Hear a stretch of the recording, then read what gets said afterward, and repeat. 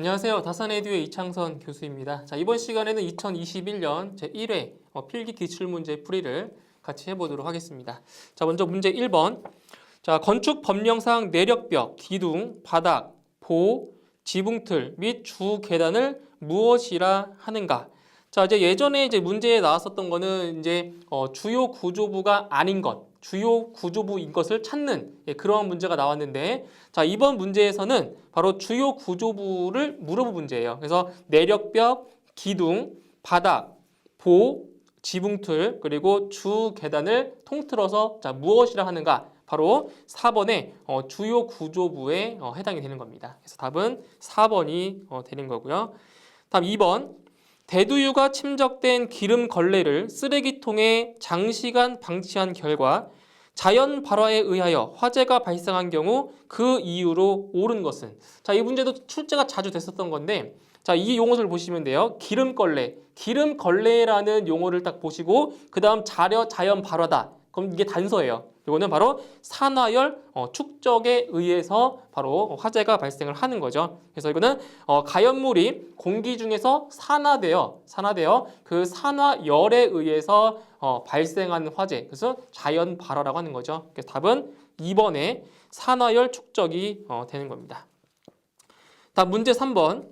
이산화탄소의 물성으로 오른 것은? 자, 보기를 보시면 이제 이산화탄소의 임계 온도와 그리고 증기 비중이 나와 있어요. 그죠? 그래서 먼저 이산화탄소의 그 임계 온도, 그러니까 임계 온도라고 하는 거는 일정한 압력 하에서 자, 액화가 가능한 최고의 온도를 바로 임계 온도라고 하는데, 이때 액화라고 하는 거는 기체 상태가 액체 상태로 변하는 것을 액화라고 하는 거죠. 그래서 이산화탄소의 임계 온도는 대략 31.35도가 되고요.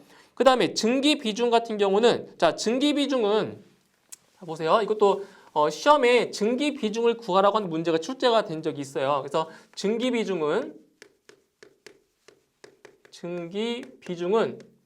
바로 이 문제에서는 이산화탄소니까 CO2의 분자량을 자, 공기의 평균 분자량인 대략적인 29로 나눠주는 겁니다. 29. 그렇죠? 그래서 이산화탄소의 분자량 같은 경우는 이제 요거는 암기를 하고 계셔야 돼요. 어느 정도. 그래서 이산화탄소의 분자량은 44가 되고요. 이것을 29 정도로 나눠주면 대략 1.529 정도가 나옵니다. 그래서 이산화탄소의 임계 온도는 31.35도, 그리고 증기 비중은 1.529. 그래서 답은 2번이 되겠네요. 2번. 다음 4번. 블레비 현상과 관계가 없는 것은? 자, 또 기존에 출제가 된 적이 있었죠. 그죠? 블레비 현상과 관계가 없는 것. 1번 핵분열, 2번 가연성 액체, 3번 화구의 형성, 4번 복사열의 대량 방출. 그래서 블레비 현상과 관계가 없는 것은 바로 핵분열이 되는 겁니다. 핵분열 1번. 자, 다음 문제 5번. 소화약제로 사용되는 물의 증발자멸로 기대할 수 있는 소화 효과는? 자, 여기는 이제 소화의 방법, 소화 효과에 대해서 이제 물어본 건데, 자, 이것도 단서가 나와 있어요. 물의 증발자멸로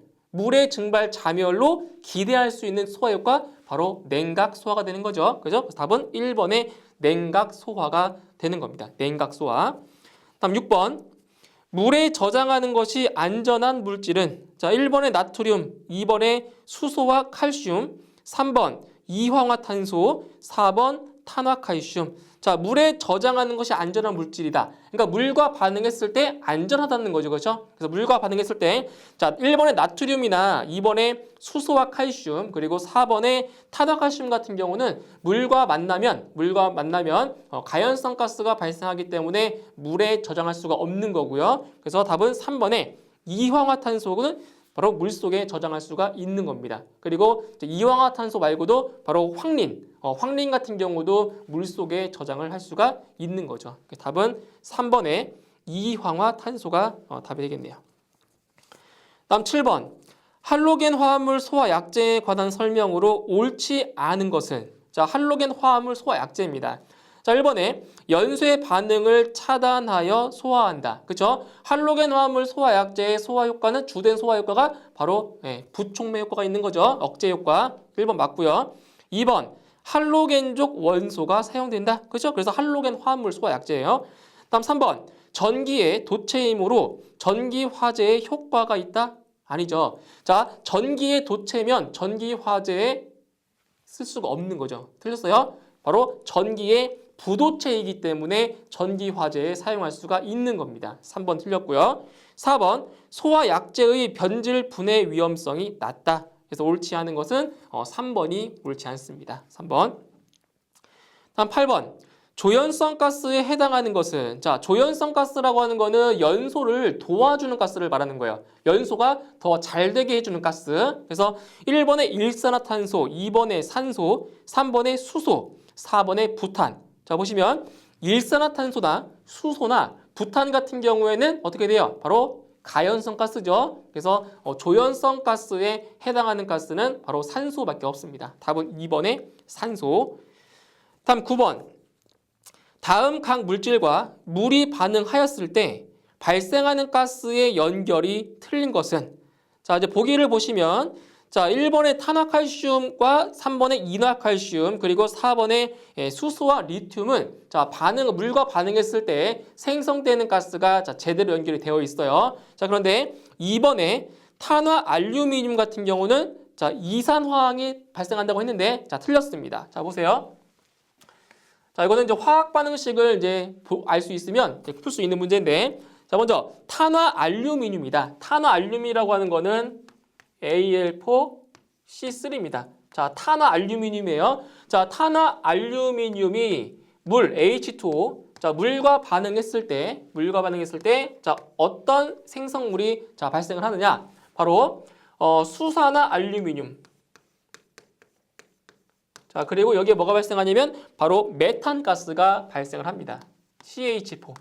메탄가스. 그리고 자, 몰수를 이제 맞춰주시면 여기는 12몰이고요. 여기는 4몰, 여기는 3몰이 되는 겁니다. 그래서 탄화알루미늄이 자, 물과 반응을 하면, 자, 수산화 알루미늄이 발생하고 그 다음 가연성 가스인 메탄가스가 발생하게 되는 겁니다. 그래서 2번에 이산화황이라고 했으니까 2번이 틀린 내용입니다. 아시겠죠? 그래서 발생하는 가스는 메탄가스가 발생을 해야 맞습니다. 답은 2번. 다음 10번. 분자식이 CF2BrCl인 할로겐 화합물 소화 약제는, 자, 이거는 할로겐 화합물 소화 약제의 그 기호. 자, 기호를 이제 물어본 건데, 자, 보세요. 자, 분자식이 어떻게 되냐면 CF2BrCl입니다. 자, 이러한 분자식에 해당하는 할로겐 화합물 소화 약제를 찾는 거예요. 자, 그럼 어떻게 보시냐면, 자, 간단해요. 여기에 지금 숫자를 보시면 돼요. 여기 1이 있는 겁니다. 1은 생략할 수 있으니까 1, 2, 1, 1인 거예요. 개수가. 그래서 이거는 뭐냐? 이거는 바로 할론 1, 2, 1, 1에 해당되는 겁니다. 1, 2, 1, 1 이렇게 찾으시는 거예요. 그죠? 예, 분자식 CF2BrCl은 할론 1, 2, 1, 1의 분자식이라고 할 수가 있습니다. 그래서 답은 2번에 할론 1, 2, 1, 1이 답이 되는 겁니다. 2번. 다음 11번. 다음 물질 중 연소 범위를 통해 산출한 위험도 값이 가장 높은 것은, 자, 위험도의 값이 가장 높은 걸 찾는 거예요. 보기 중에서. 자, 이거는 이제 계산을 하셔야 되는데, 자, 먼저 위험도를 구하는 식을 아셔야 돼요. 위험도. 자, 위험도 H. 자, 위험도는 연소 하한계분의 연소 상한계, 이때는 U로 할게요. 연소 상한계 마이너스 연소 하한계입니다. 이렇게 돼요. 다시. 자, 위험도 H라고 하는 거는 연소 하한계분의 연소 상한계 마이너스 연소 하한계입니다. 그래서 이거는 이거 연소 상한계 마이너스 연소 하한계를 뭐라고 하냐? 요게 바로 연소 범위입니다. 연소 범위. 참고로 연소 범위가 되는 거예요. 자, 그러면은 1번부터 한번 보도록 할게요. 1번. 1번은 자, 수소입니다. 수소. 1번은 수소. 자, 그럼 위험도를 구하려면 뭘 알아야 돼요? 위험도를 구하려면 연소 상한계와 연소 하한계의 값을 알아야 풀 수가 있는 문제가 되는 거죠. 그렇죠? 자, 수소의 위험도를 먼저 구해볼게요. 수소. 자, 수소 같은 경우는 연소 하한계가 4고요. 상한계가 75입니다. 그래서 4분의 75 마이너스 4가 되는 거죠. 그죠? 연소 하한계, 연소 상한계 이렇게 되는 거예요. 그죠? 이렇게 계산해 주시면 수소의 위험도는 17.75가 돼요. 17.75. 자, 이렇게 나오고요. 자, 두 번째 가스는 뭐냐? 두 번째는 에틸렌입니다. 에틸렌. 자, 두 번째 물질은 에틸렌. 자, 에틸렌 같은 경우는 연소 범위가 2.7에서 36이죠. 암기하셔야 돼요. 2.7에서 36입니다. 그럼 2.7분의 36 마이너스 2.7이 되겠네요. 그렇죠? 네, 이렇게.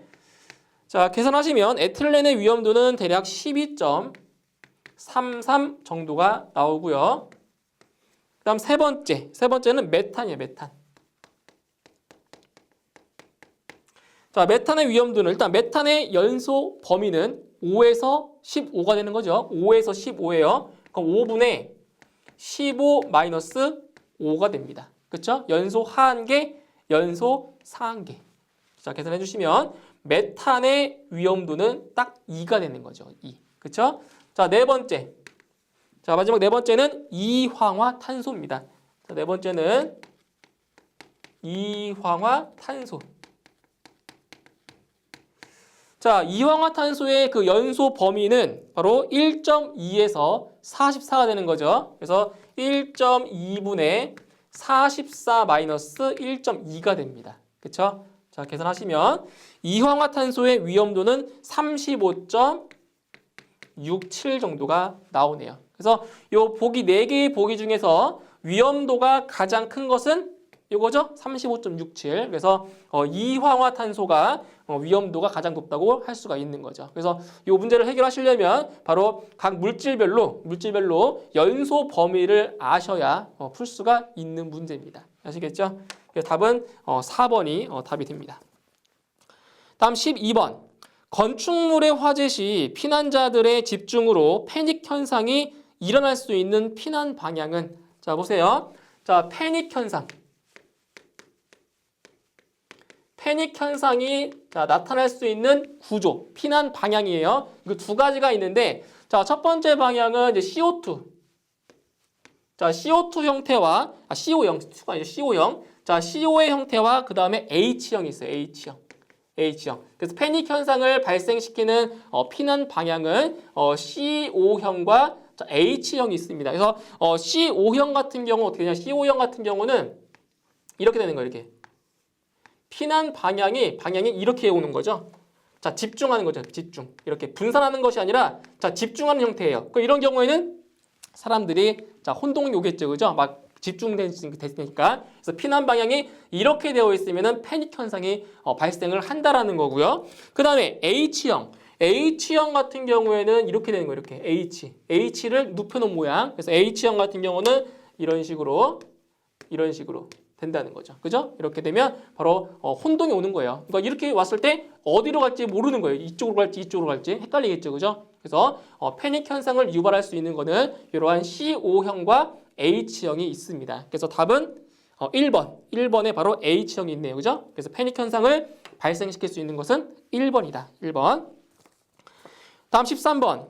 스테판 볼츠만의 법칙에 의해 복사열과 절대 온도와의 관계를 옳게 설명한 것은, 자, 이것도 아주 자주 나왔던 문제예요. 그래서 복사열과 절대 온도는 자, 뭐에 비례한다? 바로 4제곱이죠. 절대 온도의 4제곱에 비례한다가 되는 겁니다. 4제곱. 그래서 답은 2번이 답이 됩니다. 2번.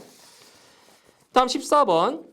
자, 위험물별 저장 방법에 대한 설명 중 틀린 것은 1번. 유황은 정전기가 축적되지 않도록 하여 저장한다. 맞고요. 2번. 정리는 화기로부터 격리하여 저장한다. 당연한 거죠. 다음 3번. 마그네슘은 건조하면 부유하여 분진 폭발의 위험이 있으므로 물에 적시어 보관한다. 자, 3번 틀렸네요. 자, 마그네슘 같은 경우에는 물과 반응했을 때 뭐가 발생하냐면 바로 가연성 가스인 수소가 발생하기 때문에 마그네슘은 절대로 자, 물과 만나게 해서는 안 되는 겁니다. 그래서 이것도 화학 반응식으로 한번 보도록 할게요. 자, 이건 참고로 알고 계시면 돼요. 자, 마그네슘이 Mg죠, Mg. 자, 마그네슘이 물과 반응했어요. H2O. 자, 물과 반응을 하면 자, 뭐가 발생하냐면 바로 수산화 마그네슘이 발생하죠. 수산화 마그네슘이 발생하고요. 그 다음에 바로 가연성 가스인 수소가스가 발생을 합니다. 수소가스가. 그래서 몰수를 맞춰주면 이제 여기가 2가 되는 거죠. 몰수 맞춰주면. 그래서 요 마그네슘이 물과 만나면 수소가스가 발생하기 때문에 절대로 물에 적시면 안 됩니다. 3번이 틀렸고요. 4번 황화리는 산화제와 격리하여 저장한다. 자, 맞네요. 그죠? 틀린 것은 3번이 틀렸습니다. 3번. 다음 15번. 전기 화재의 원인으로 거리가 먼 것은 자, 전기 화재의 원인에 대한 문제입니다. 자, 1번 단락, 2번 과전류, 3번 누전, 4번 절연과다. 자, 이 중에서 자, 전기에 대해서 조금만 알고 계신다면 이 문제는 쉽게 풀 수가 있어요. 자, 단락이나 과전류나 누전 같은 경우에는 전기 화재의 원인이 돼요. 그런데 보기 4번에 자, 절연과다. 그러니까 절연과다라고 하는 거는 절연이 더 많이 됐다는 거죠. 그러니까 절연은 많이 되면 될수록 전기 화재가 일어나지가 않는 거죠. 아시겠죠? 그러니까 절연 상태가 불량인 경우에는 화재가 발생하지만 절연이 과다인 경우에는 화재가 발생하지 않습니다. 그죠? 답은 4번. 다음 16번. 인화점이 낮은 것부터 높은 순서로 옳게 나열된 것은 자, 인화점이라고 하는 거는 점화원에 의해서 불이 붙는 최저의 온도를 인화점이라고 하는 거죠. 그래서 보기를 보시면 지금 세 가지 물질들이 나와 있어요. 자, 어떤 물질들이 나와 있냐면 자, 첫 번째 에틸 알코올 나와 있네요. 에틸 알코올. 자, 그다음 이황화탄소 나왔고요.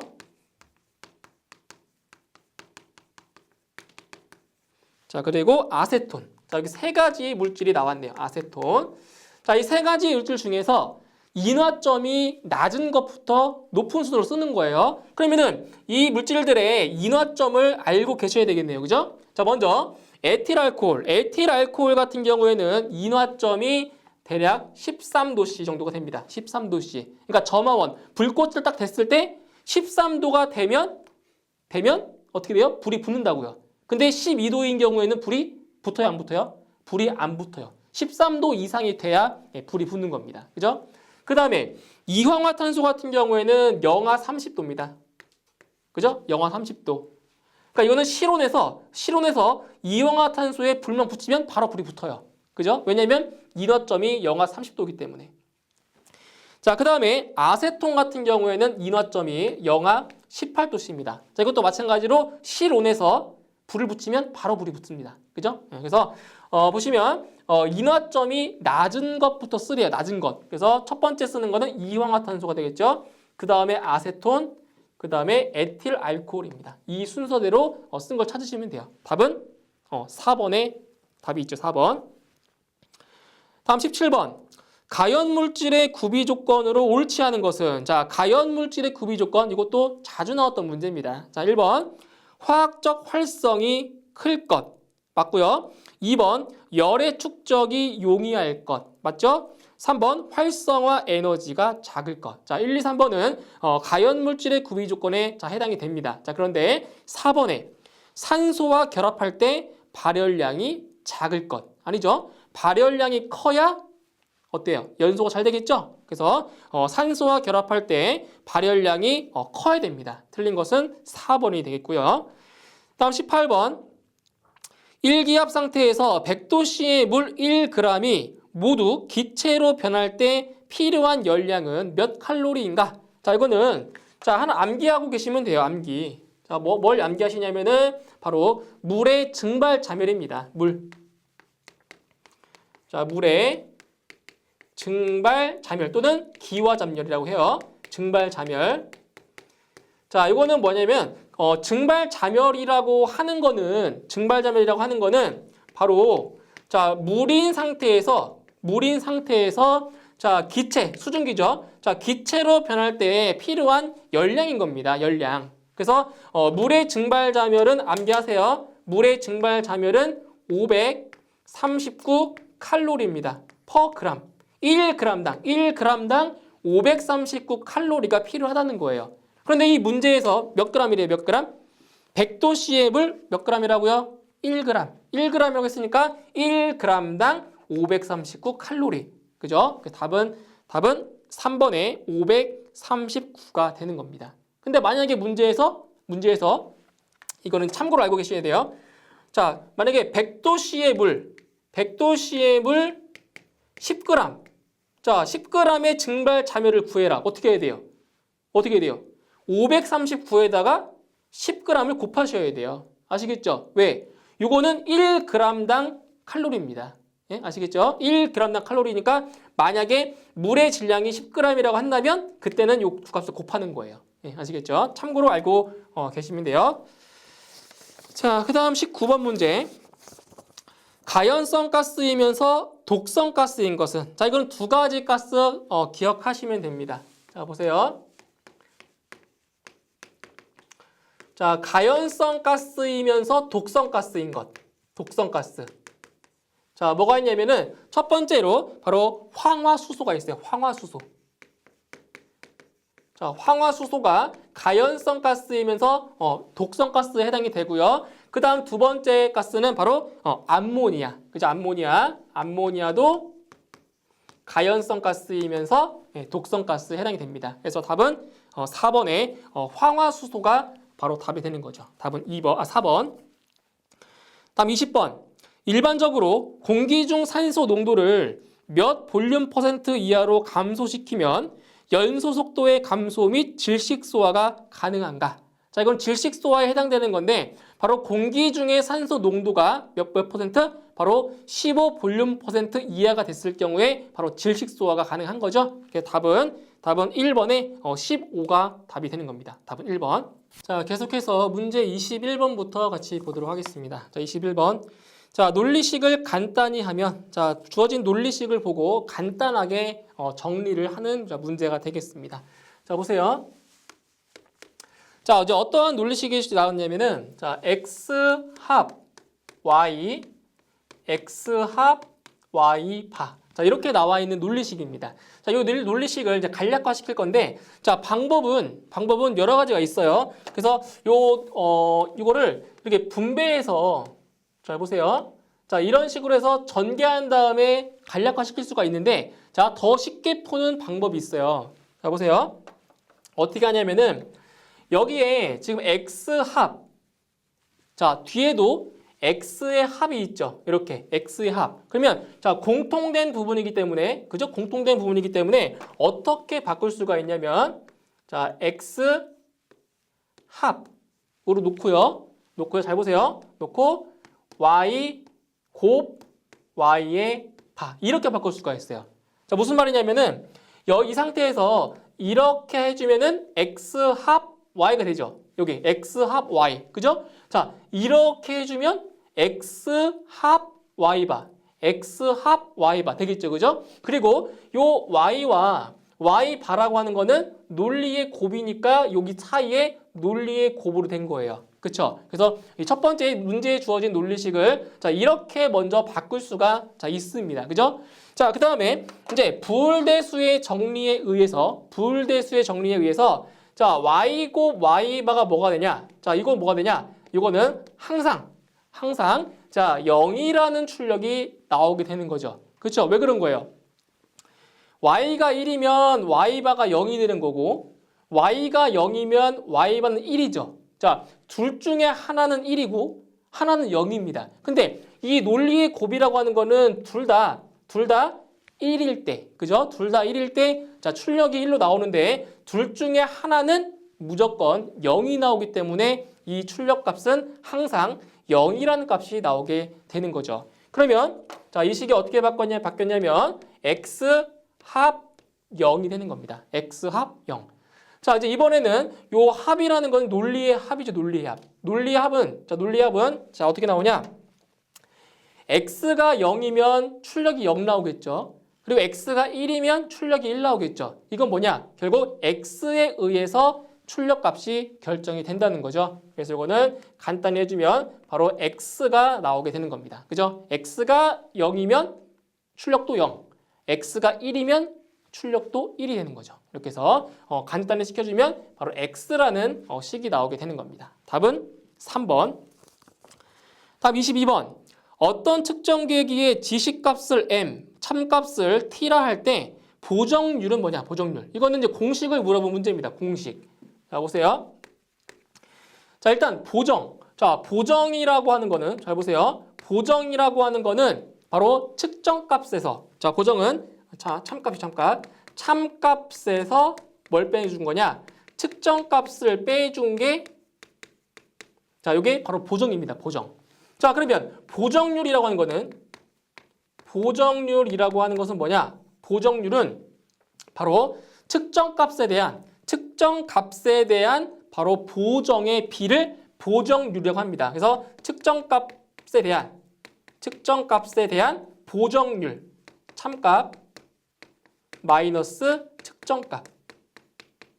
이거를 이제 100분위로 나타내 줄 때는 곱하기 자 100을 해주면 되는 거죠. 그죠? 그래서 이거를 자 식으로 나타내 주면 보정률이라고 하는 거는 측정값. 자 측정값이 m이죠. 지시값. 그래서 측정값 m분의 참값 t 마이너스 m 곱하기 자 100이 되는 겁니다. 이게 바로 보정률이죠. 보정률. 근데 참고로 자 이제 어떤 경우에는 오차율. 자, 오차율을 물어볼 때가 있어요. 그 오차율은 뭐냐? 요 보정률과 자, 반대로 쓰시면 돼, 반대로. 자, 보정률 같은 경우는 참값분의 측정값 마이너스 참값 곱하기 100입니다. 예, 이게 바로 오차율이에요. 그래도 또 참고로 알고 계시면 되겠습니다. 또 오차율. 이렇게 해서 답은 1번에 바로 1번에 답이 있고요. 다음 23번. 변위를 압력으로 변환하는 장치로 옳은 것은 자 이거는 변환 요소에 대해서 자 물어봤네요. 자 이것도 시험에 아주 자주 나오는 문제 중에 하나입니다. 자 보세요. 첫 번째 자 다이어프램이죠. 다이어프램. 첫 번째는 다이어프램. 자 이 다이어프램 같은 경우에는 감지기에서 많이 나왔던 거죠. 그죠? 자 다이어프램. 다이어프램은 바로 압력을 변위로 자 변환시켜주는 바로 그러한 장치입니다. 그죠? 자 그다음 두 번째 2번.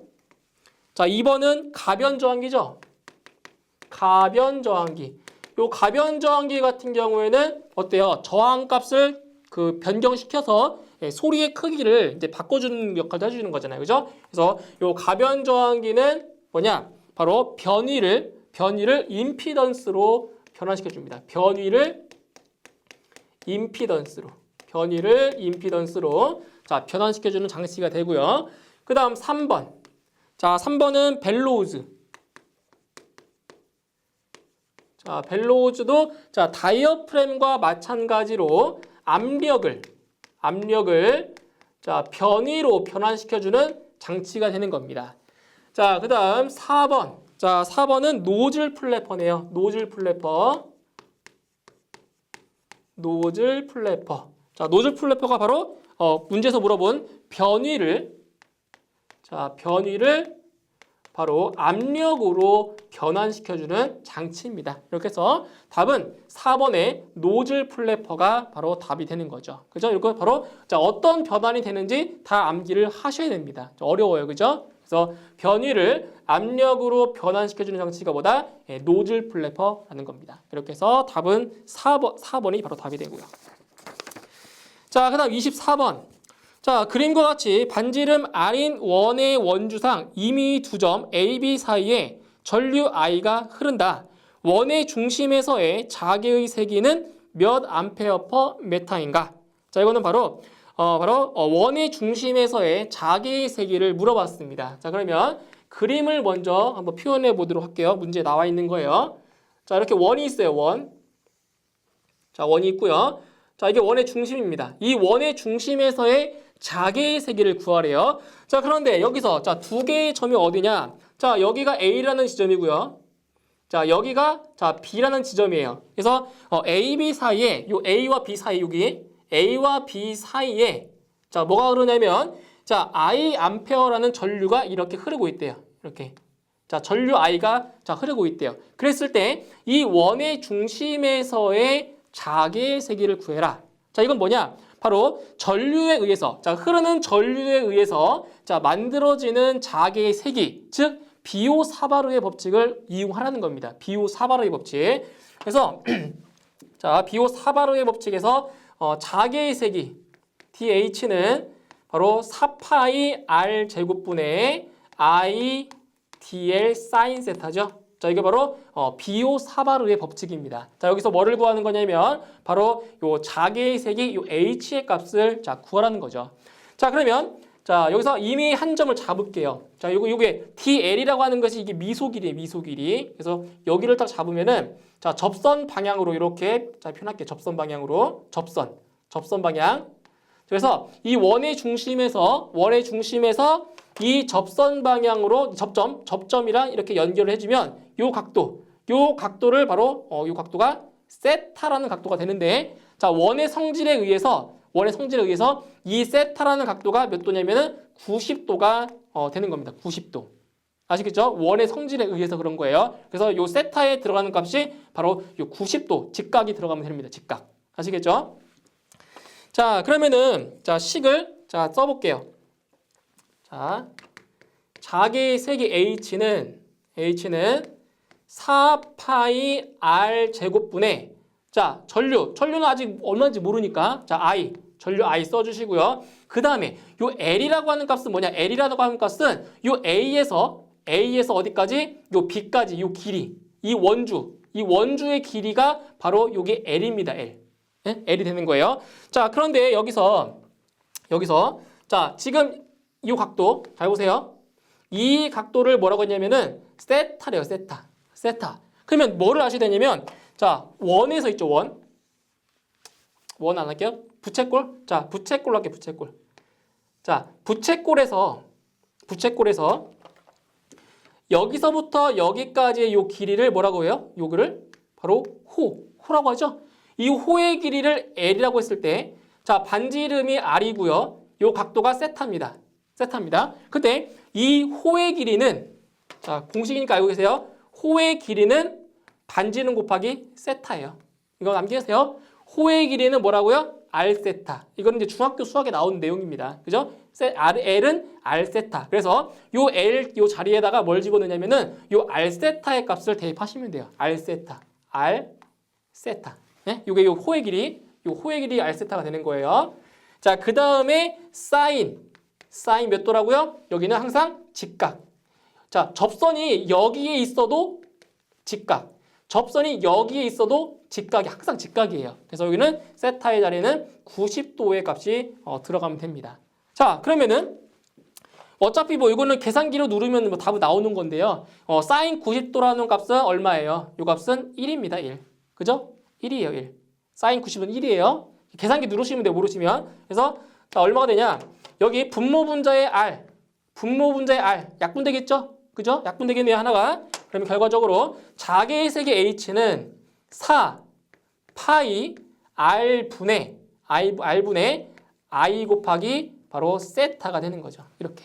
그죠? 이렇게. 그래서 4파이 R분의 I 세타라는 식이 나오게 되는 겁니다. 그래서 답은 1번에 있네요. 1번. 그죠? 이렇게 해서 비오사바르의 법칙을 이용해서 공식을 유도하는 문제입니다. 됐죠?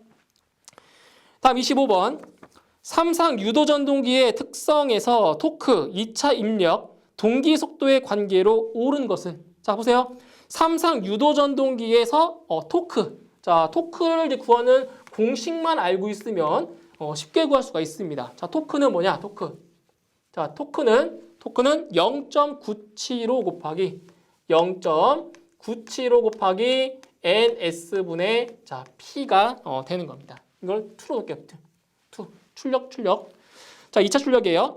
정격 출력이라고 하는데 여기서 자, 토크가 이건 토크. 자, 타우는 토크가 되는 거고요. 요 ns는 이제 속도, 동기 속도. 그리고 요 p2가 바로 정격 출력인데 이거를 다른 말로 바로 2차 입력이라고 하는 거죠. 2차 입력. 정격 출력. 그래서 이 토크. 자, 토크 같은 경우 토크는 자, 뭐에 비례한다? 잘 보세요. 토크는 바로 전격 출력. 2차 입력에 뭐 한다? 2차 입력에 비례하고요. 비례. 그러니까 이거는 비례 관계. 그죠? 자, 비례하는 거고요. 그 다음에 동기 속도는 지금 어디에요? 토크와 동기 속도는 뭐 어떤 관계에 있어요? 바로 반비례 관계죠. 무슨 말이냐면 동기 속도가 2배가 되면 토크는 2배로 다운되고요. 그렇죠? 자, 동기 속도가 2분의 1로 줄어들면 토크는 2배가 돼요. 즉 토크와 동기 속도는 뭐 어떤 관계에 있다? 반비례 관계에 있다는 거죠. 그래서 토크와 동기 속도가 이런 관계에 있는 거죠. 그렇죠? 그래서 이거는 어떤 관계에 있다? 반비례 관계에 있다라는 걸 알 수가 있는 거죠. 그죠? 반비례 관계. 반비례. 그렇죠? 그래서 보기를 보시면 2번에 토크는 2차 입력에 비례하고요. 그리고 동기 속도에는 뭐 한다? 반비례한다. 바로 2번이 답이 되는 겁니다. 2번. 답 26번. 자, 회로에서 A, B 간의 합성 저항은 얼마냐? 자, 단 R1은 3옴, R2는 9옴이라고 했습니다. 자, 보세요. 자, 이거는 이제 델타 결선과 Y 결선일 때 그 합성 저항 값을 자, 비교해 주는 그런 문제예요. 자, 이제 그림을 그려보면 이렇게 되어 있는 거죠. 잘 보세요. 자, 이렇게 델타 결선으로 자, 3개의 저항이 연결이 되어 있고요. 그리고 그 안에 Y 결선, 자, Y 결선 형태로 이렇게 자, 3개의 저항이 이렇게 연결이 되어 있는 거예요. 그럼 AB가 어디냐면은 AB는 여기서부터 여기까지. 자, 여기가 AB 단자입니다. AB. 그때 이 AB에 걸리는 자, 저항, 합성 저항 값을 자, 구하라고 했어요.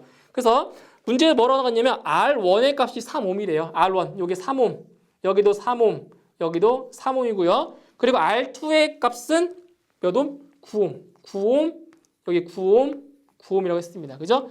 자, 그럼 여기서 합성 저항 값을 어떻게 구하냐? 이 6개의 저항의 합성 저항 값을 구해야 돼요. 자, 그럼 어떻게 해주냐면 잘 보세요. 자, 이렇게 Y 결선으로 되어 있는 이 저항을 뭘로 바꿀 거냐면은 이렇게 델타 형태로 바꿀 거예요. 그러면 델타 형태로 바꿀 때는 자, 저항 값이 어떻게 되냐? 바로 Y 결선일 때의 저항 값의 몇 배다? 3배입니다. 3배. 아시겠죠? 그래서 델타 결선일 때의 합성 저항 값은 Y 결선일 때의 저항 값은 몇 배라고요? 바로 3배의 값이 된다는 겁니다. 3배의 값이. 이거 알고 계셔야 돼요. 이거를.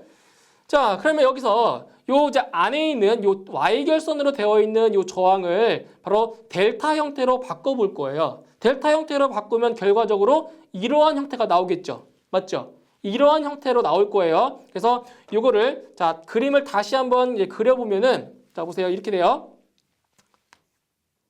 그림으로 그려보면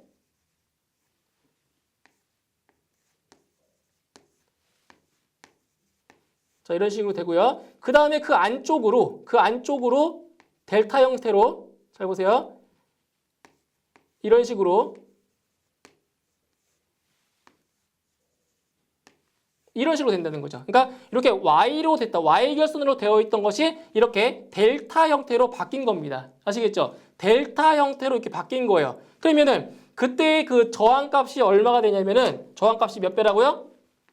3배. 자, 기존에 여기는 9옴이었어요. 9옴. 기존에 여기가 9옴이었고요. 근데 여기 3옴이었던 게 몇 배 됐다고요? 3배로 커졌다고요. 3배로. 그럼 여기도 자, 9옴.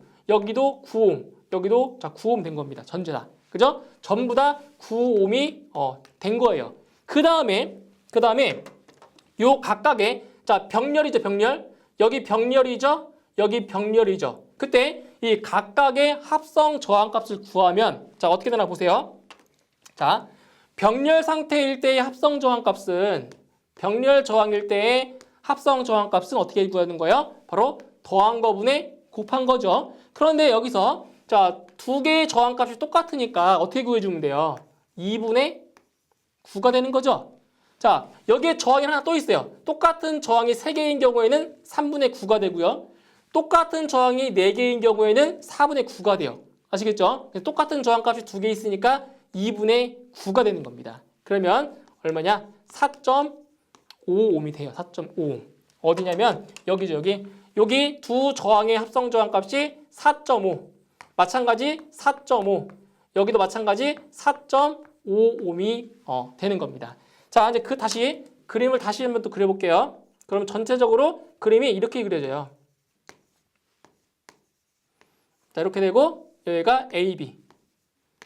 자, 저항을 다시 써보면 4.5, 4.5, 그 다음 4.5 이렇게 됩니다. 됐나요? 여기까지? 여기까지 됐어요. 그죠? 자, 그 다음에 이걸 다시 표현해 보면은 어떻게 쓸 수 있냐면 이 4.5옴과 이 저항값은 어떻게 연결되어 있어요?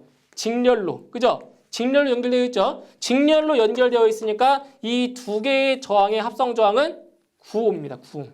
그냥 더하면 되잖아요. 직렬이니까. 그렇죠? 그럼 결과적으로 잘 보세요. 결과적으로 저항이 이렇게 되는 겁니다.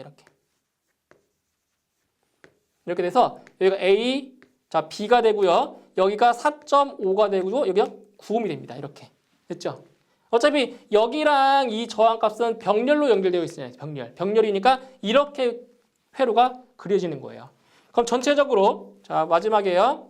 자 A, B 사이의 합성 저항값은 병렬 연결이니까 4.5 플러스 9분의 4.5 곱하기 자 9가 됩니다. 더한 거분의 곱한 거 아시겠죠? 더한 거분의 곱한 거. 자 그러면 AB 간의 합성 저항값은 정확하게 3옴이 나오게 되는 겁니다. 그래서 답은 1번에 답이 있네요. 1번. 다음 27번. 자, 태분안의 정리를 이용하여 그림 A의 회로를 그림 B와 같은 등가 회로로 만들고자 할 때 VTH와 RTH의 값은 얼마냐? 자, 태분안의 정리에 대해서 물어봤네요. 잘 보세요. 자, 회로가 이제 어떻게 그려져 있냐면 자, 이런 식으로 자, 그려져 있어요. 이렇게. 자, 지금 이 A 회로를 어떻게 바꿀 거냐면은 자, 이렇게 바꾸고 싶대요.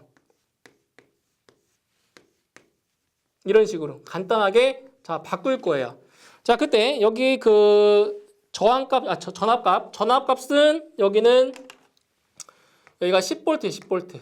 10V가 되고요. 저항값은 1옴. 그다음 여기가 1.4옴. 그리고 여기는 1.5입니다. 1.5. 그리고 여기가 AB. 자, 이 회로를 어떻게 바꿀 거냐면 이렇게 바꾼대요. 여기가 VTH. 여기가 RTH. 이렇게 바꾸고 싶다라는 거죠. 그때 요 VTH와 RTH의 값을 자, 구하는 문제입니다. 자, 첫 번째로 자, VTH 먼저 구할게요. VTH. 자, VTH는 뭐를 구하는 거냐면은 AB 사이의 단자전압을 구하는 거예요. 단자전압. 그래서 VTH는 바로 어디에 걸리는 전압이다? 여기에 걸리는 자, 전압을 구하면 돼요. 여기 쪽에 1.5옴에 걸리는 전압을 구하면 됩니다. 그러면 지금 이 회로를 딱 봤을 때 여기는 1옴이죠. 여기는 1.5옴이 되는 거죠. 그죠? 그러면 여기랑 여기에 이 10V라는 요 값이 전압이 분배돼서 걸릴 거란 말이에요. 그죠? 전압이 분배돼서. 자, 그럼 어떻게 되냐?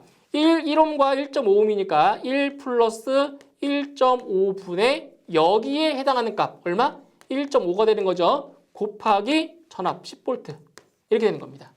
근데 만약에 여기에 걸리는 전압을 구해라. 그럼 여기가 1.5가 아니라 1이 되겠죠. 그렇죠? 왜냐면은 이 전압과 저항은 비례하기 때문에.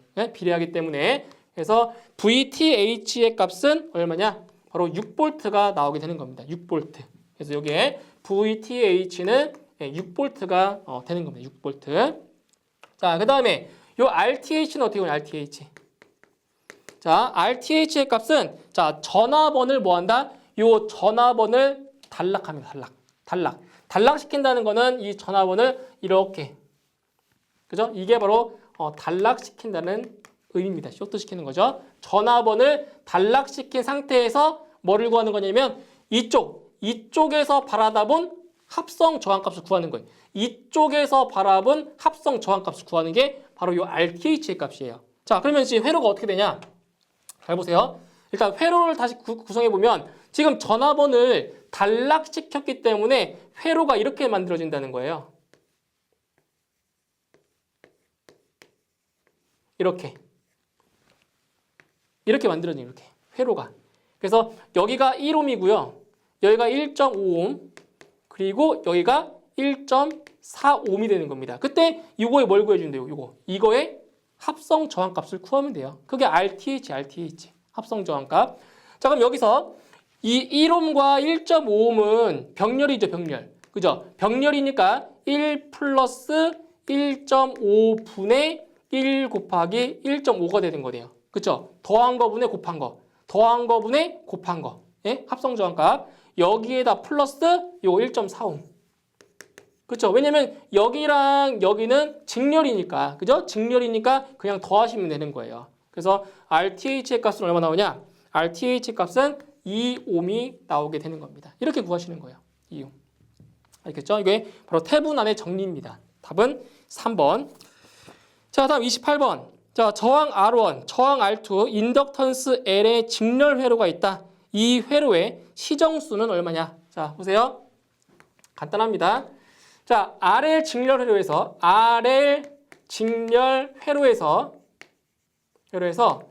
자, 시정수. 자, 시정수는 얼마예요? 시정수는 R분의 L이죠. 그죠? 자, 시정수는 R분의 L이에요.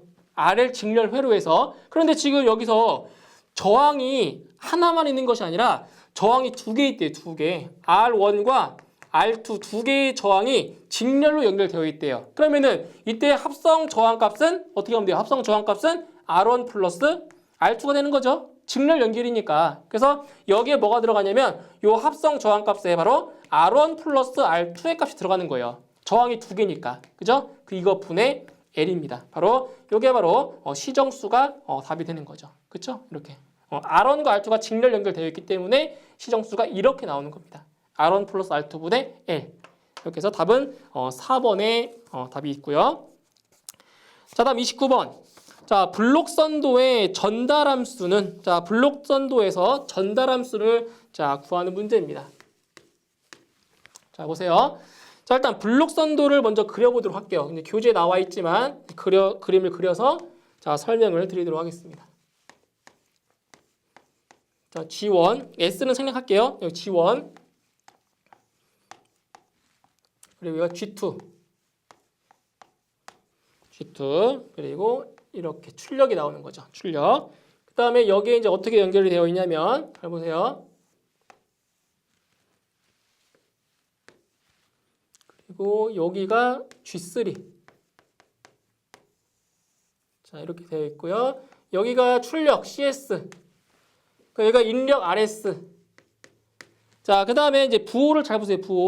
부호가 여기 플러스, 여기 마이너스예요. 여기 플러스, 마이너스입니다. 자, 그때 이제 뭐를 구하는 거냐면은 바로 전달함수를 구하래요. 전달함수. 그래서 전달함수라고 하는 거는 뭐냐? 바로 입력분의 출력이죠. 이걸 구하는 거예요. 전달함수. RS분의 CS를 구하는 겁니다. 전달함수. 자, 근데 이거는 이제 교재 그 해설에 표시한 거는 이제 크게 길게 풀이해 놓은 거고요. 이걸 쉽게 구할 수가 있어요. 쉽게. 자, 쉽게 어떻게 구하는 거냐면은 잘 보세요. 1 마이너스 바로 개 루프 전달함수 분의 바로 순방향 전달함수로 구할 수가 있어요. 그러니까 교재에 나와 있는 그 풀이법도 맞아요. 그런 식으로 계산해도 되는데 이 방법이 더 쉽기 때문에 이거를 또 한번 설명을 드리는 거예요. 그래서 전달함수는 1 마이너스 개루프 전달함수분의 순방향 전달함수로 구할 수가 있습니다. 자, 보세요. 자, 어떻게 하나 보세요. 1 마이너스 개루프 전달함수. 개루프 전달함수가 지금 몇 개 있냐면은 여기 루프 하나 있죠?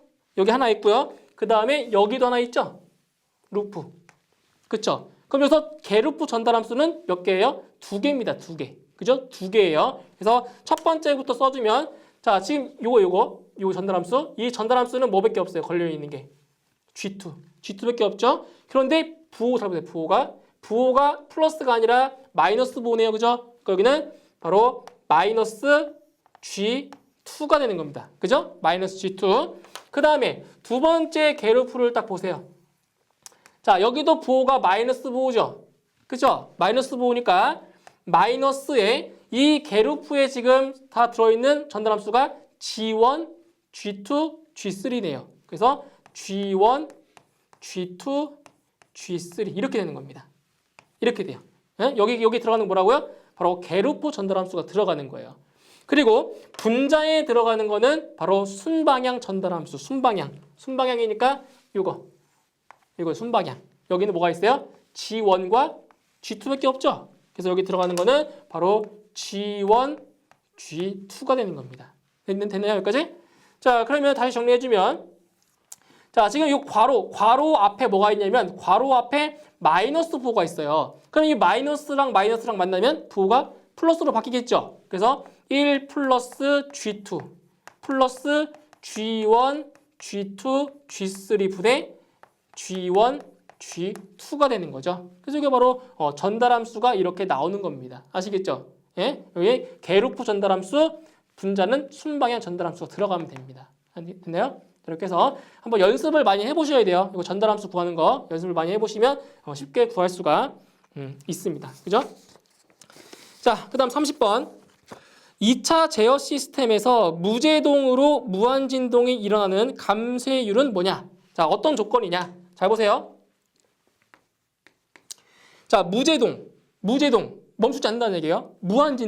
무한진동이라고 하는 거는 이렇게 되는 거죠. 이렇게 계속 진동. 그러니까 이거를 이제 발산이라고 해요. 발산. 자, 진동인데 어때요? 수렴하지 않고 어때요? 계속 일정하게 진동하고 있죠. 자, 이런 거를 이제 발산이라고 하는데 이때 자, 무제동으로 무한진동이 일어나는 자, 감쇄율의 조건입니다. 자, 이런 경우에 자, 감쇄율이 뭐냐? 이때 이런 경우에는 감쇄율이 얼마가 돼야 돼요? 감쇄율이 0이 돼야 되는 거죠. 0. 그죠? 이건 어떻게 해요? 점점 감소하지 않잖아요. 계속 무한으로 진동하고 있는 거죠. 그죠? 이런 경우에는 바로 감쇄율이 얼마가 돼요? 감쇄율이 바로 0인 경우. 예, 감쇄율이 0인 경우 바로 무한 진동이 되는 겁니다. 무한 진동, 무제동. 자, 이렇게 해서 답은 1번에 감쇄율이 0인 경우가 해당이 되는 겁니다. 자, 31번 문제. 자, 어떤 회로의 VT는 150 sin 오메가t의 전압을 가하니 IT는 12 sin 오메가t 마이너스 30도의 전류가 흘렀다. 이 회로의 소비 전력, 즉 유효 전력은 약 몇 와트인가? 자, 문제 보도록 할게요. 자, 이제 문제에 주어진 게 전압과 전류. 자, 전압과 전류가 지금 주어진 상태에서 자, 전압 VT는 150 sin 오메가t 150 sin 오메가t가 자, 인가를 했더니 그때 전류 IT는 12 sin 오메가t 마이너스 자, 30도만큼의 전류가 자, 흘렀다고 했어요. 그죠? 그때 이 회로의 유효 전력이 몇 와트냐? 자, 유효 전력을 물어봤네요. 자, 보세요. 자, 이제 어떻게 구할 거냐면 자, 유효 전력이에요. 유효 전력. 자, 유효 전력은 VI 코사인 세타죠. 그죠? 단상 교류일 때예요. 단상 교류일 때 자, 유효 전력은 VI 코사인 세타가 되는 겁니다. 그렇죠? VI 코사인 세타. 자, 근데 여기서 문제는 이 V의 값과 이 I, 전압과 전류의 값은 자, 어떠한 값이냐? 이 값은 전부 다 시료값. 아시겠죠? 이거는 시료값이에요. 시료값. 그런데 문제에 주어진 이 전압과 전류를 보시면 여기 150이라는 값이랑 10이라는 값은 무슨 값이에요? 이것은 전부 다 최대값이죠. 최대값. 그렇죠? 최대값이죠. 그래서 요 최대값을 요 시료값으로 바꾸셔야 돼요. 자, 어떻게 바꿔주냐? 자, 보세요. 자, 일단 이 전압은 최대값이 150이니까 이 시료값은 최대값을 뭘로 나눠주면 루트 2로 나눠주면 시료값이 나오는 거네요. 그죠? 그래서 전압의 시료값은 루트 2분의 150입니다. 됐나요? 시료값이에요. 곱하기 자, 전류도 마찬가지로 전류의 최대값을 루트 2로 나눠주면 뭐가 나온다고요? 바로 시료값이 나와요. 시료값. 그러면 루트 2분의 얼마? 12가 됩니다. 이렇게. 자, 곱하기 코사인. 자, 세타. 요 세타라고 하는 거는 무슨 값이냐면은 이거는 위상차.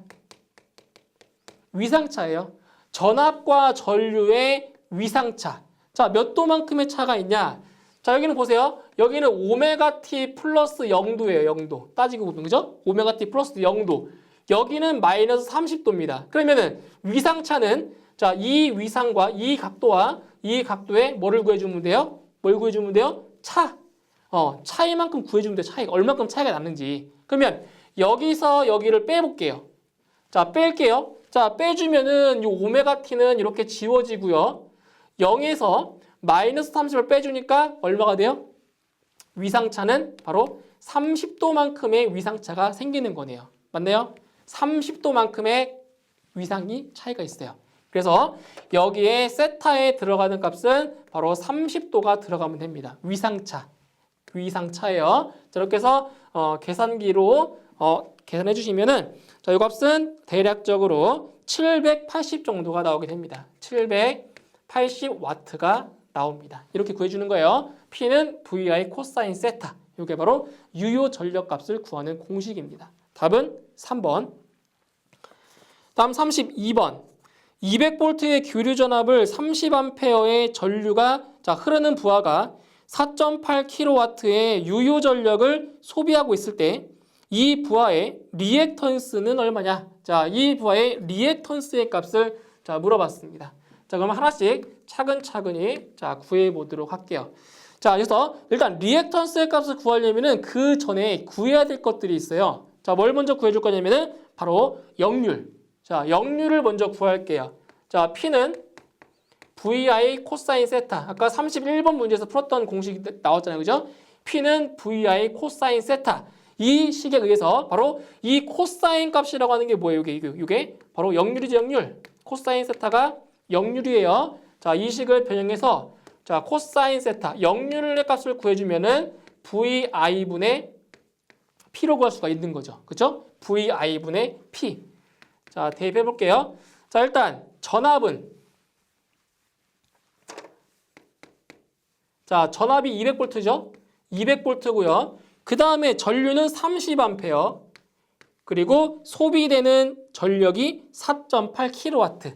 그럼 4.8 곱하기 10의 3승이네요. 그죠? 킬로와트니까 10의 3승.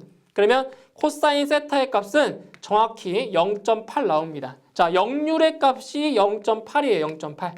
0.8. 자, 이제 그 다음 뭐를 구할 거냐면은 그 다음 구할 거는 자, 무효율. 자, 사인 세타의 값을 구해야 돼요. 뭐를 구하기 위해서? 리액턴스의 값을 구하기 위해서. 자, 그럼 어떻게 구해주냐? 요 사인 세타의 값은 루트 1 마이너스 코사인 제곱 세타입니다. 자, 요 식이 어떻게 나온 거냐면은 자, 삼각함수에서 사인 제곱 세타와 코사인 제곱 세타를 더하면 항상 1입니다. 요 세타의 값이 얼마냐? 세타의 값에 어떤 각도가 오더라도 항상 사인 제곱 세타와 코사인 제곱 세타를 합치면 얼마 나온다고요? 항상 1이 나옵니다. 1. 그래서 요 사인 세타는 루트 1 마이너스 코사인 제곱 세타라는 이러한 식이 만들어지는 거죠. 자, 그러면 여기서 이제 무효율 사인 세타는 루트 1 마이너스 자, 코사인 세타 구했죠? 0.8 나왔죠? 그죠? 그래서 1 마이너스 0.8의 제곱입니다. 자, 계산하시면 이것도 정확하게 0.6이라는 값이 나오게 됩니다. 0.6이에요. 자, 이제 리액턴스의 값을 이제 구할 거예요. 자, 어떻게 구할 거냐면 자, 무효 전력이 있어요. 무효 전력. 자, 무효 전력이라고 하는 PR 값은 자, PA 곱하기 사인 세타입니다. 요 PA가 뭐예요? PA가 바로 P상 전력이죠. P상 전력에다가 사인 세타를 곱한 게 크게 바로 무효 전력이네요. 무효 전력. 그리고 이거 식을 변형해주면 I 제곱 X. 자, 이것도 바로 무효 전력을 구하는 식입니다. 그때 요 X의 값, 요 X의 값이 뭐예요? 이게 요 X의 값이 바로 요게 리액턴스죠. 리액턴스. 이 값을 구하는 거예요. 리액턴스. 자, 이제 구해보도록 할게요. 자, 그러면 어떤 식을 보셔야 되냐면은 자, 이 식을 보시면 돼요. 요 식. 자, 이 식에서 자, X는 자, 리액턴스 X는 I 제곱분의 PA 곱하기 사인 세타가 됩니다. 됐나요? 리액턴스 X는 I 제곱분의 PA 사인 세타가 돼요. 자, 그러면 자, PA는 뭐예요? PA는 피상전력. 피상전력은 전압 곱하기 전류죠? 그죠? 전압 곱하기 전류 VI 곱하기 자, 사인 세타 무효율이 0.6 나왔어요. 0.6. 그쵸? 전류는 몇 암페어? 30암페어. 30의 제곱. 됐나요? 그러면 자, 리액턴스의 값은 얼마 나오냐? 정확하게 4옴이 나오게 됩니다. 4옴. 이렇게 구하시는 거예요. 그래서 이 부하의 리액턴스의 값은 4옴. 답은 3번이 답이 됩니다. 3번. 다음 33번. 자, 정전 용량이 0.02 마이크로페럿인 커패시터 2개와 정전 용량이 0.01 마이크로페럿인 커패시터 1개를 모두 병렬로 접속하여 24V의 전압을 가하였다. 이 병렬 회로의 합성 정전 용량과 0.01 마이크로페럿의 커패시터에 축적되는 전하량은 얼마냐? 자, 아주 간단한 문제입니다. 볼까요? 33번. 자, 지금 커패시터 3개가 병렬로 연결이 되어 있대요. 이런 식으로. 커패시터 3개가 병렬로 연결이 되어 있는 겁니다. 이렇게. 자, 병렬로 연결이 되어 있고요. 그 다음 여기 이제 몇 볼트의 전압이 인가되냐면 바로 24V. 자, 24V의 전압이 인가가 된 거예요. 근데 이제 그 커패시터의 그 정전 용량 값이 얼마냐면 두 개는 0.02래요. 0.02. 한 개는 0.01이고요. 이렇게 커패시터의 정전 용량 값이 주어진 겁니다. 자, 그럼 첫 번째로 이 정전 용량의 합성값, 합성 정전 용량을 구하래요. 근데 지금 이 커패시터가 어떻게 연결되어 있어요? 지금 연결되어 있는 게 병렬이죠. 그죠? 자, 병렬 연결되어 있기 때문에 합성 정전 용량은 여기를 C1, C2, C3라고 했을 때 병렬일 경우에는 어떻게 구한다고 했어요? C1 플러스 C2 플러스 C3를 구하는 거죠. 그러니까 이거는 그 합성 저항 구하는 거랑 반대입니다. 합성 저항 구할 때는 직렬 연결일 때 다 더했잖아요. 그죠? 근데 이 커패시터 같은 경우에는 병렬 상태일 때 이렇게 다 더해주는 겁니다. 그쵸? 그러면 0.02, 0.02, 0.01을 더하니까 합성 정전 용량은 0.05가 되는 거죠. 마이크로 페럿. 그죠? 네, 병렬이니까. 자, 이제 그 다음에 0.01 마이크로 페럿. 이 커패시터에 걸리는 전하. 자, 축적되는 전하량을 구하래요. 전하량. 자, 전하량 같은 경우는 전하량 Q는 CV죠. Q는 CV. 자, 보세요.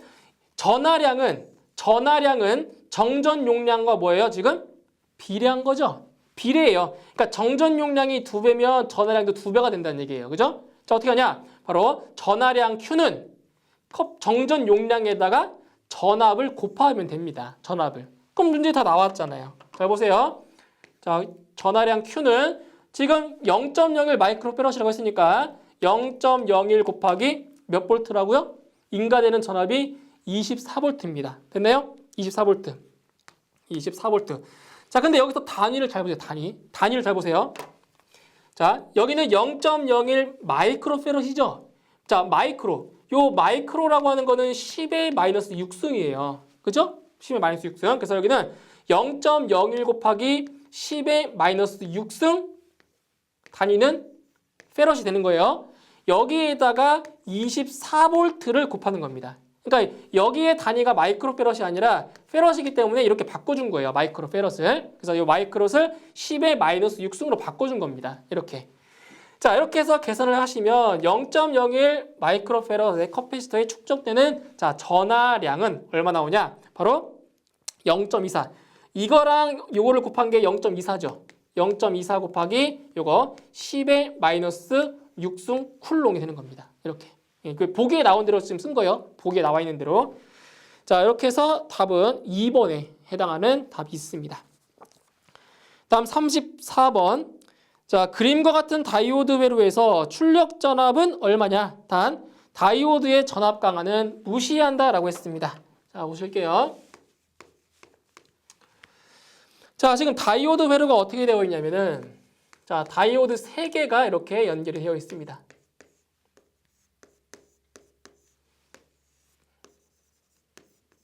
자, 이렇게 되어 있고요. 자, 출력 V0가 지금 여기에요. 그래서 이제 입력되는 전압이 어떻게 입력됐냐면은 여기에서 5V, 0V, 자, 5V가 인가됐습니다. 그때 이 출력 전압이 얼마냐? 이거를 물어봤네요. 자, 보세요. 자, 일단 일반적으로 이 다이오드에서는 전압 강화가 얼마냐면은 0.7V 정도의 전압 강화가 생겨요. 그런데 문제의 조건에서 이 다이오드에서의 전압 강화는 무시한다라고 했습니다. 아시겠죠? 전압 강화 없다고 지금 가정한 거예요. 자, 그럼 보세요. 이 다이오드의 특성상 자, 순방향. 자, 다이오드는 자, 이 순방향으로만 전류가 흐르죠. 그렇죠? 역방향으로는 전류가 안 흐른단 말이에요. 그죠? 역방향으로는. 자, 여기 5V가 인가됐어요. 그리고 여기 보시면은 여기는 지금 대지 접지예요. 자, 여기 5V니까 이쪽으로 전이차가 생겼으니까 자, 전류가 흐르겠죠. 여기는 0V니까 전이차 안 생겼잖아요. 전이차 안 생겼으니까 여기는 도통 상태가 아니라고요. 여기는 5V 입력됐으니까 여기도 다이오드가 도통이 되겠죠. 이런 식으로. 자, 그럼 여기서 5V가 전압 강화 없이 그대로 5V가 이렇게 들어온 겁니다. 5V가. 근데 지금 여기는 뭐가 있나요? 여기 저항이 있죠? 이 5V가 어디로 다 나가겠어요? 바로 출력으로 다 나온다는 거죠. 그러니까 이건 뭐냐면 지금 입력이 3개의 입력이 있어요. 3개의 입력 중에서 적어도 하나의 입력이 얼마이면 1이면 5V면 적어도 하나의 입력이 1이면 출력이 나온다 안 나온다? 나온다는 거죠. 이게 바로 오화 게이트 회로입니다. 여기 오화 게이트의 바로 회로예요. 오화 게이트. 그래서 출력은 나온다 안 나온다? 나온다. 그죠? 입력 2개에서 지금 입력이 1이니까 출력은 나온다는 거죠. 그래서 출력이 나오니까 여기에 5V의 값이 자, 나오게 되는 겁니다. 이게 바로 오화 게이트를 나타내주는 다이오드 회로입니다. 그래서 답은 2번에 자, 5V가 답이 되는 거죠. 5V. 자, 그 다음 35번. 자, 자기 인덕턴스 L1, L2가 각각 4mH, 9mH인 두 코일이 이상적인 결합이 되었다면 상호 인덕턴스는 몇 mH인가? 자, 보세요. 자, 이거는 이제 뭐를 구하는 거냐면은 상호 인덕턴스를 구하는 겁니다. 자, 상호 인덕턴스 M은 K 곱하기 L1, L2네요. 그죠? 루트 해야 돼요. K 곱하기 루트 L1, L2. 자, 상호 인덕턴스예요. 상호 인덕턴스는 결합계수에다가 곱하기 루트 L1, L2를 곱해주는 거예요. 자, 보세요. 자, 그런데 문제에서 이상적인 결합이라고 했죠? 이상적인 결합인 경우에는 이 결합계수가 얼마냐면은 1입니다. 아시겠죠? 이상적인 결합인 경우에 이 결합계수가 얼마라고요? 1이에요, 1. 1 곱하기 루트. 자, L1은 4mH이고요. L2는 자, 9mH입니다. 그죠? 4, 9. 얼마 나와요, 이거는? 정확하게 6이 나오겠네요, 6. 단위는 mH. 그래서 답은 1번에 6이 답이 되는 겁니다. 다음 36번. 자, 다음 소자 중에서 온도 보상용으로 쓰이는 것은 자, 이거 시험에 너무 자주 나오는 거예요. 자, 이것만 보시면 돼요. 온도 보상용이 나오면 이거는 무조건 뭐 해주면 돼요? 바로 서미스터를 고르시면 됩니다. 아시겠죠? 온도 보상용이 나오면 무조건 답은 서미스터가 답이 됩니다. 서미스터. 자, 이렇게 해서 답은 1번이 답이 되네요. 다음 37번. 자, 분류기를 사용하여 내부 저항이 RA인 전류계의 배율을 9로 하기 위한 분류기의 저항 RS는 얼마냐? 자, 이제 분류기의 배율에 대한 문제네요. 자, 보세요. 자, 분류기의 배율 M은 자, 분류기의 배율은 1 플러스 RS분의 RA네요. 이 공식은 암기하셔야 돼요. 그죠? 자, 분류기의 배율은 1 플러스 RS. RS는 뭐야? RS가 바로 분류기의 저항입니다. 분류기의 저항 분의 RA. 요거는 내부 저항. 이거예요.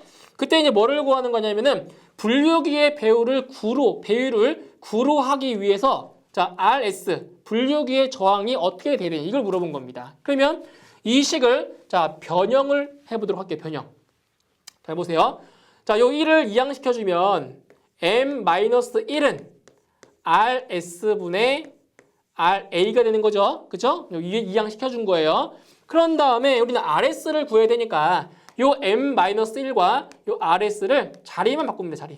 예, 자리만 바꾸면 돼요. 똑같아요. 바꿔도. 그러면 RS는 M-1분의 1 곱하기 RA가 됩니다. 됐나요? 이렇게. 자, 그런데 분류기의 배율을 얼마로 넣는다고요? 분류기의 배율의 값을 얼마로 넣는다고요? 9로 넣는데요. 9. 배율값이 9래요. 자, 그럼 얼마예요? 계산해주면 8분의 1 곱하기 RA가 되는 겁니다. 그죠? 그래서 내부 저항의 8분의 1 값이 되면 분류기의 배율이 얼마 된다고요? 예, 9가 된다는 겁니다. 자, 이렇게 해서 답은 1번에 답이 있네요. 1번. 다음 38번. 평행한 두 도선 사이의 거리가 R이고 각 도선에 흐르는 전류에 의해 두 도선 간의 작용력이 F1일 때 두 도선 사이의 거리를 2R로 하면 두 도선 간의 작용력 F2는 얼마냐? 이거는 작용력 사이의 관계식을 물어본 겁니다. 자, 보세요. 자, 평행도체 사이에 작용하는 힘이에요. 평행도체 사이에 작용하는 힘 F는 2πr분의 뮤 곱하기 I1, I2입니다. 이게 바로 평행도체 사이에 작용하는 힘이에요. 힘. 그러니까 이렇게 있죠. 자, 요게 한 도체가 이렇게 있고요. 자, 한 도체가 이렇게 있어요. 자, 나란히 평행한 두 도체 요 사이에 작용하는 힘 F가 뭐라고요? 2πr분의 뮤 I1, I2라고요. 그때 요 R이라고 하는 값은 뭐냐? 이 두 도체 사이. 자, 도체 사이의 거리가 요게 R이에요, R. 그리고 이 도체에 흐르는 전류를 I1, 이 도체에 흐르는 전류를 I2라고 했을 때 그때 이 평행한 두 도체 사이에 요 사이 안쪽에 작용하는 힘이 이거라고요, 이거. 그죠? 이거. 자, 그런데 자, 보세요. 문제에서 두 도체 사이의 거리가 R일 때, 자, R일 때, 자, 도체 사이에 작용하는 힘이 F1이래요. F1. 자, 그러면 만약에 이 두 도체 사이의 거리를 2R로 한다면, 자, 작용하는 힘이 얼마냐? 이걸 물어본 겁니다. 이거를. 자, 그럼 뭐를 보셔야 되냐면은, 자, 작용하는 힘과 이 거리 사이의 관계식을 아셔야 돼요. 관계를. 어때요? 거리가 멀면 멀수록 힘은 작아지겠죠? 그래서 힘과 거리는 뭐 한다? 힘과 거리는 반비례한다. 그렇죠? 그래서 힘과 거리는 반비례합니다. 아시겠죠? 그러니까 거리가 멀어지면 멀어질수록 힘은 더 작아집니다. 자, 보세요. 자, 지금 이 거리가 몇 배가 됐어요? 거리가 2배가 됐죠? 거리가 2배가 됐으니까 힘은 절반으로 줄어들겠네요. 맞나요? 그래서 자, 거리가 자, 2배가 됐기 때문에 F2는 F1의 2분의 1밖에 안 된다고요. 됐나요? 예, 거리가 2배니까 힘은 절반으로 줄어든 겁니다. 그래서 이러한 관계식이 나온 거예요. 그래서 평행한 두 도체 사이에 작용하는 힘은 뭐라고요? 두 도체 사이의 거리에 뭐한다? 반비례한다. 이것만 알고 있으면 쉽게 구할 수가 있는 문제입니다. 그래서 거리가 2배니까 힘은 절반으로 줄어들었다. 그래서 F2는 2분의 1 F1. 답은 2번이 되는 겁니다. 2번. 자, 그 다음 39번. 자, 그림의 논리 회로와 등가인 논리 게이트는. 자, 보세요.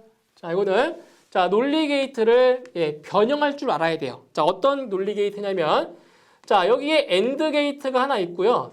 AND 게이트 앞에 입력단에 자, NOT 게이트가 이렇게 돼 있어요. NOT 게이트가. 자, 이 논리 게이트와 등가, 그러니까 같은 논리 게이트를 찾으라는 거예요. 등가인. 자, 여기가 A고요. 입력 AB가 있고요. 출력이 Y입니다. 이렇게 돼 있어요. 자, 이제 이걸 어떻게 바꿔줄 거냐면은 이 not 게이트 자체는 이렇게 바꿀 수가 있어요. 바로 잘 보세요. 버블로 이렇게 버블. 그죠? 이 not 게이트를 이렇게 자, 버블로 만들 수가 있습니다. 이렇게. 됐나요? 자, 그 다음에 이제 드모르간의 법칙을 이용해서 어떻게 바꿀 수가 있냐면 잘 보세요. 드모르간의 법칙인 거예요. 요 AND 게이트. 요 AND 게이트는 뭘로 바뀌냐면은 OR 게이트로 바꿀 수가 있고요. 잘 보세요. AND 게이트는 OR 게이트로, OR 게이트는 AND 게이트로 바꿀 수가 있어요. 그리고 버블이 있는 거는 버블을 없애주고요. 자, 보세요. 버블이 있는 쪽은 버블을 없애주고요. 여기 버블, 요 버블이 없는 쪽은 붙여주고요. 이렇게 바뀔 수가 있다고요. 그러면은 요 식이 이 논리 게이트가 똑같이 돼요. 자, 버블이 있으면 없애고 AND 게이트는 OR 게이트로 바꿔주고 버블이 없으면 있고, 그죠? 이렇게 바꿔주면 똑같은 논리 게이트가 되는 겁니다. 자, 이거 뭐예요, 이거? 이거 어떤 게이트예요? 자, 지금 이게 없어요. 이거는 OR 게이트죠. OR 게이트인데 출력단에 버블, NOT 게이트가 있으니까 이거는 OR, NOT OR, 그죠? 그래서 이거는 NOR 게이트가 되는 겁니다. NOR 게이트, 그죠? 요게 없으면 OR 게이트죠. 버블이 있으니까 이거는 NOR 게이트가 되는 거네요. 그죠? 답은 1번. 자, 40번.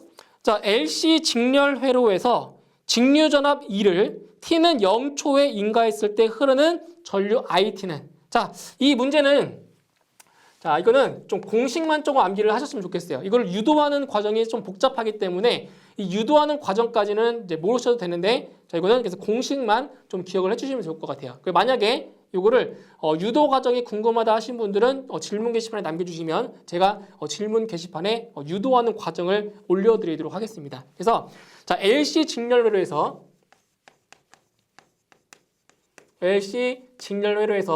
자, E라는 전압이 자, 인가됐고요. T는 시간 T는 0초일 때 그때 뭐를 구하는 거냐면은 자, 전류 IT가 뭐가 되겠냐? 이거를 물어본 겁니다. 그때 자, 공식만 조금 자, 기억을 해 주세요. 자, IT가 뭐가 되냐? IT는 바로 루트 C분의 L분의 E 곱하기 사인 루트 LC 자, T가 됩니다. 이렇게 돼요. 루트 LC분의 1. 루트 LC분의 1 T가 됩니다. 아시겠죠? 그래서 자, LC 직렬회로에서 자, E라는 전압이 인가되었을 때 T는 0초에서의 뭐를 구하라고 했을 때 전류 IT를 구하라고 했을 때 그때 IT는 루트 C분의 L분의 E 곱하기 사인 루트 LC분의 1 T가 되는 겁니다. 자, 이거는 자, 공식만 조금 암기를 해주세요. 이게 그 전에 출제가 된 적이 있었어요. 똑같은 문제로 출제된 적이 있기 때문에 이 공식만 일단 암기를 해주시고요. 이 공식이 나오는 자, 유도 과정을 알고 싶으신 분들은 질문 게시판에 별도로 남겨주세요. 그럼 제가 질문 게시판에 유도하는 과정을 올려드리도록 하겠습니다. 아시겠죠? 이렇게 해서 답은 이렇게 됩니다. 답은 몇 번? 2번에 답이 있습니다. 2번. 자, 계속해서 문제 41번 보도록 하겠습니다. 41번. 자, 소방기본법에서 정의하는 소방 대상물에 해당되지 않는 것은. 자, 소방 대상물에 관련된 문제들 상당히 자주 나오고 있어요. 그죠? 자, 1번에 산림, 2번에 차량, 3번에 건축물, 4번에 항해 중인 선박. 자, 이 중에서 소방 대상물에 해당되지 않는 것은 4번이죠. 이거 자주 나왔던 거예요. 오답으로. 그래서 항해하고 있는 선박은 소방 대상물에 해당이 안 되고요. 항구에 정박해 있는 항구에 메어 놓은 선박은 소방 대상물에 해당이 됩니다. 아시겠죠? 그래서 항해 중에 있는 선박은 소방 대상물에 해당이 안 됩니다. 답은 4번. 다음 42번. 소방 기본 법령상 소방 신호의 방법으로 틀린 것은 1번 타종에 의한 훈련 신호는 연 3타 반복. 2번 사이렌에 의한 발화 신호는 5초 간격을 두고 10초씩 3회. 3번 타종에 의한 해제 신호는 상당한 간격을 두고 1타씩 반복. 4번 사이렌에 의한 경계 신호는 5초 간격을 두고 30초씩 3회. 자, 보기 중에서 옳지 않은 것은 2번이네요. 자, 보세요.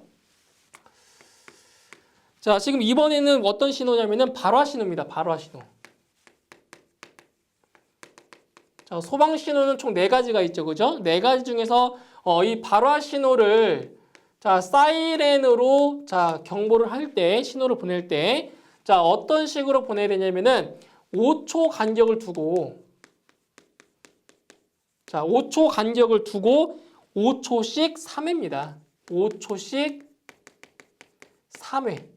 그죠? 이렇게 돼야 맞는 거예요. 그래서 사이렌에 의한 발화 신호는 5초 간격으로 5초씩 3회가 돼야 맞습니다. 아시겠죠? 그래서 10초씩 3회가 아니라 5초씩 3회입니다. 틀린 것은 2번이에요. 2번. 다음 43번. 화재 예방 소방시설 설치 유지 및 안전관리에 관한 법령상 대통령령 또는 화재 안전 기준이 변경되어 그 기준이 강화되는 경우 기존 특정 소방 대상물의 소방시설 중 강화된 기준을 적용해야 하는 소방시설은 자 보세요. 자 소방시설에 총 4가지가 있어요. 4가지. 그러니까 변경 강화된 기준을 적용시켜주는 설비입니다. 자 뭐가 있냐면 첫 번째로 소화기구가 있고요. 그러니까 변경된 강화된 그 설비 기준을 적용시켜 주는 거예요. 자, 두 번째는 바로 비상경보 설비고요. 비상경보 설비가 있고요. 그 다음에 세 번째로는 자동화재 속보 설비가 있어요. 자동화재 속보 설비. 그리고 마지막 4번째로는 바로 피난 설비. 이렇게 있습니다. 그래서 변경 강화된 그 기준을 적용시켜주는 설비입니다. 그래서 보기를 보시면 이거 있죠? 비상경보 설비가 있어요. 그래서 답은 1번에 비상경보 설비가 답이 되는 겁니다. 자, 그 다음 44번. 소방기본법령상 화재조사의 종류 중 화재 원인 조사에 해당하지 않는 것은 자, 여기 뭐가 있냐면 화재 조사의 종류에는 화재 원인 조사가 있고요. 그리고 화재 피해 조사가 있는데 자, 보기 중에서 화재 원인 조사가 아닌 걸 찾는 겁니다. 자, 1번에 발화 원인 조사 맞고요.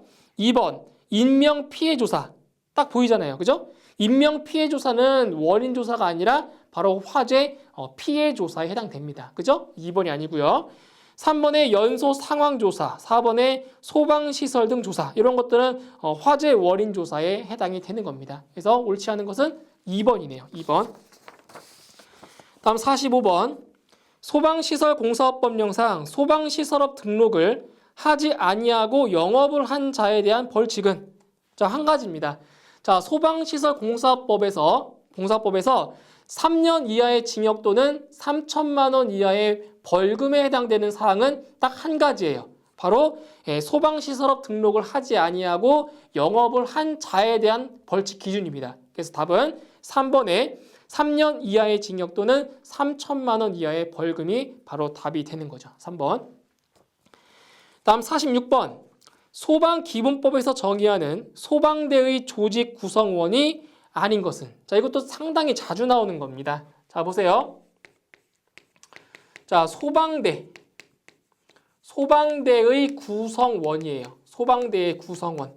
자, 3가지가 있죠. 3가지 부류가 있죠. 자, 첫 번째는 소방공무원입니다. 그죠? 소방공무원. 우리가 알고 있는 그 소방대원을 말하는 거예요. 소방공무원. 그 다음 두 번째로는 의무소방원. 그러니까 의무소방원 같은 경우에는 이제 군대를 가지 않고 대신 이제 소방 근무원으로 이제 대체군 복무하는 사람을 말하는 거예요. 의무소방원. 그리고 세 번째로는 바로 의용소방대원. 의용소방대원. 그러니까 의용소방대원은 자기가 거주하고 있는 지역을 바로 이제 그 소화활동을 하는 사람들을 말하는 거죠. 의용소방대원. 그래서 소방대의 구성원에는 크게 이렇게 3가지 부류가 있습니다. 소방공무원, 의무소방원, 그리고 의용소방대원. 그죠? 그래서 소방대의 구성원이 아닌 것은 4번이네요. 공항소방대원. 자, 공항에 가시면은 공항에도 뭐가 있어요? 공항에도 소방대원들이 있죠? 그래서 그 공항소방대원 같은 경우에는 기본적인 소방대의 구성원에 해당되지는 않습니다. 그죠? 답은 4번. 다음 47번. 소방기본법령상 저수조의 설치 기준으로 틀린 것은 자, 보세요. 저수조의 설치 기준이에요. 1번, 지면으로부터의 낙차가 4.5m 이상일 것. 틀렸죠? 4.5m 이상이 아니라 4.5m 이하가 돼야 맞습니다. 이상이 아니라 이하예요. 자, 2번에 흡수 부분의 수심이 0.5m 이상일 것. 맞고요. 3번, 흡수에 지장이 없도록 토사 및 쓰레기 등을 제거할 수 있는 설비를 갖출 것. 맞죠? 4번, 흡수관의 투입구가 사각형의 경우에는 한 변의 길이가 60cm 이상, 원형의 경우에는 질은 60cm 이상일 것. 그래서 옳지 않은 것은 1번입니다. 4.5m 이하가 돼야 맞습니다. 1번. 다음 48번. 소방 기본 법령상 소방 용수 시설의 설치 기준 중 급수탑의 급수배관의 구경은 최소 몇 미리 이상이어야 하는가? 그래서 급수탑의 급수배관의 구경은 바로 100mm 이상이죠. 그죠? 100mm 이상. 답은 1번. 그 다음 49번.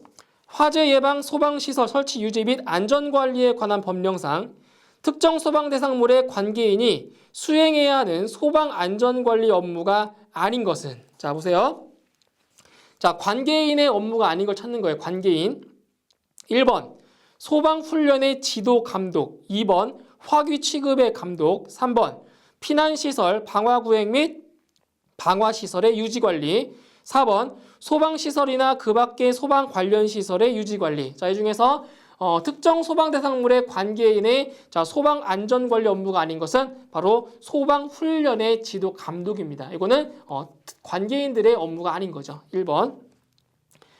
다음 50번. 위험물 안전관리 법령상 인화성 액체 위험물의 5개 탱크 저장소의 탱크 주위에 설치해야 하는 방효제의 기준 중 틀린 것은? 자, 보기를 쭉 보시면 방효제의 기준으로 틀린 내용이 한 가지가 있어요. 바로 보기 3번입니다. 자, 보세요. 자, 방효제의 기준에서 먼저 첫 번째 뭐가 틀렸냐면은 방효제의 높이입니다. 높이.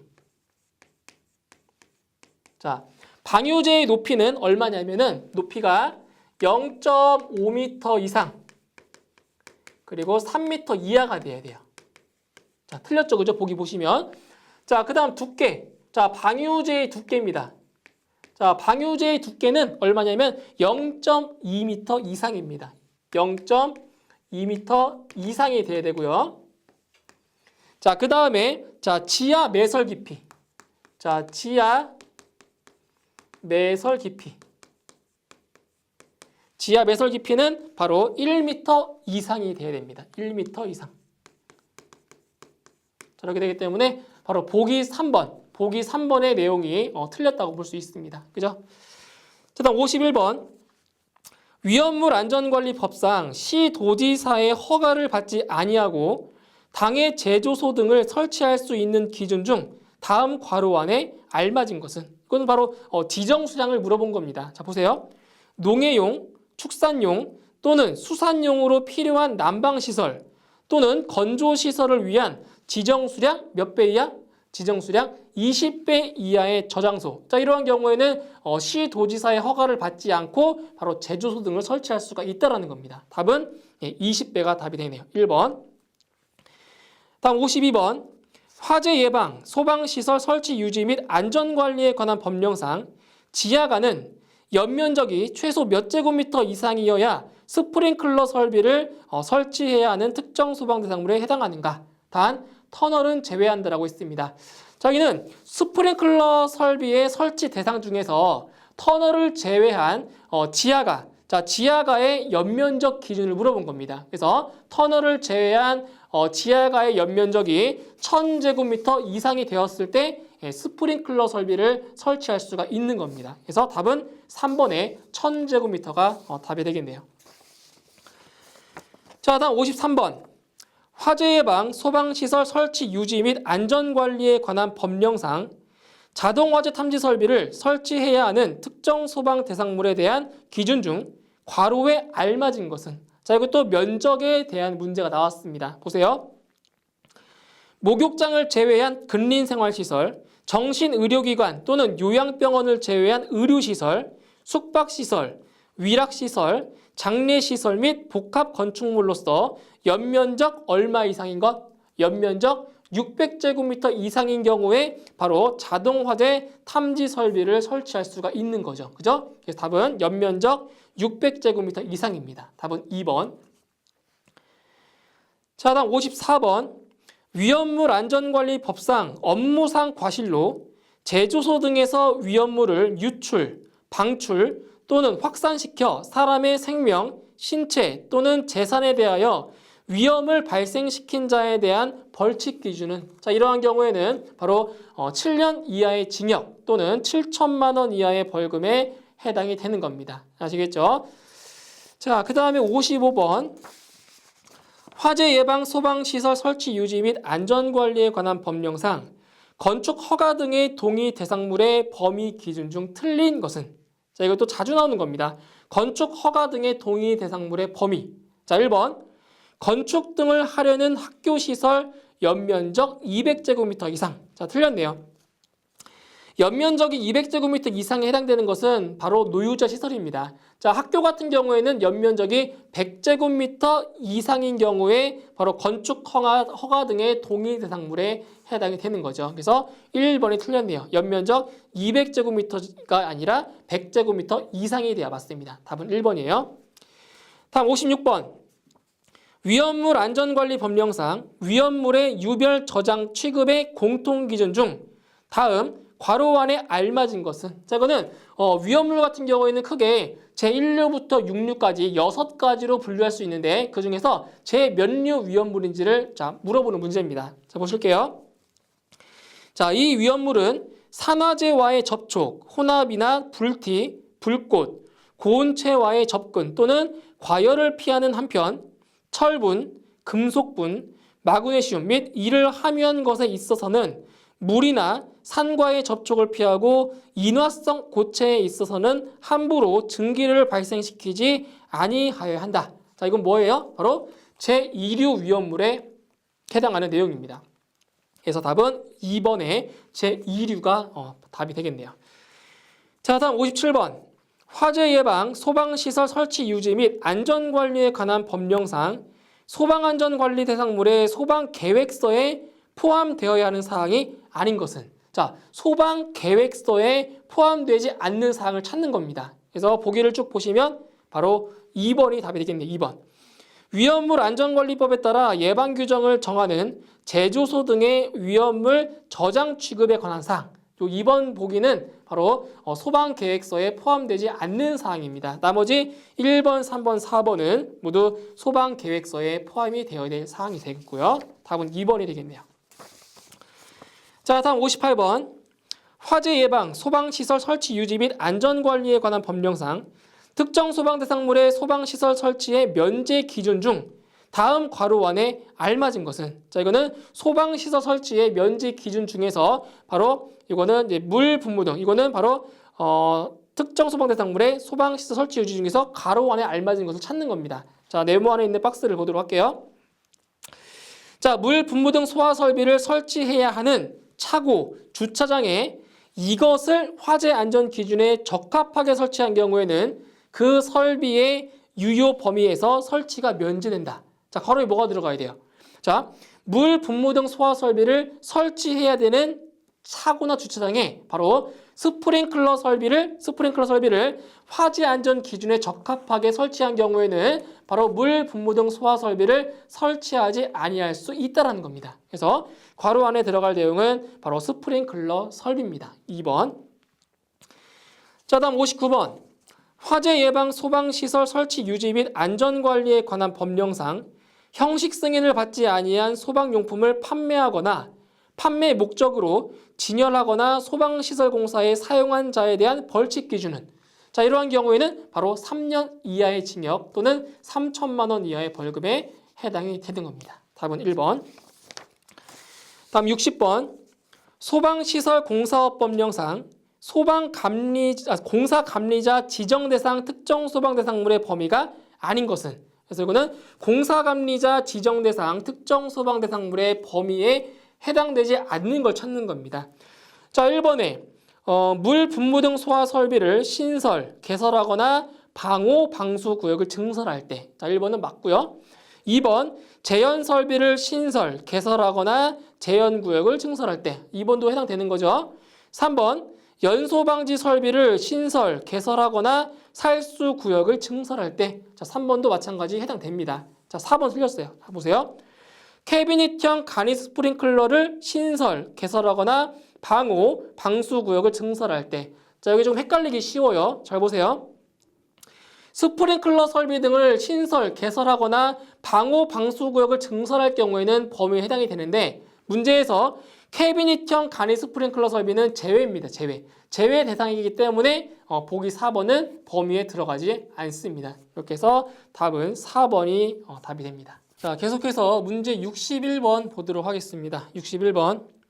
자, 경종의 형식 승인 및 제품 검사의 기술 기준에 따라 경종은 전원 전압이 전격 전압의 플러스 마이너스 몇 % 범위에서 변동하는 경우 기능의 이상이 생기지 아니하여야 하는가.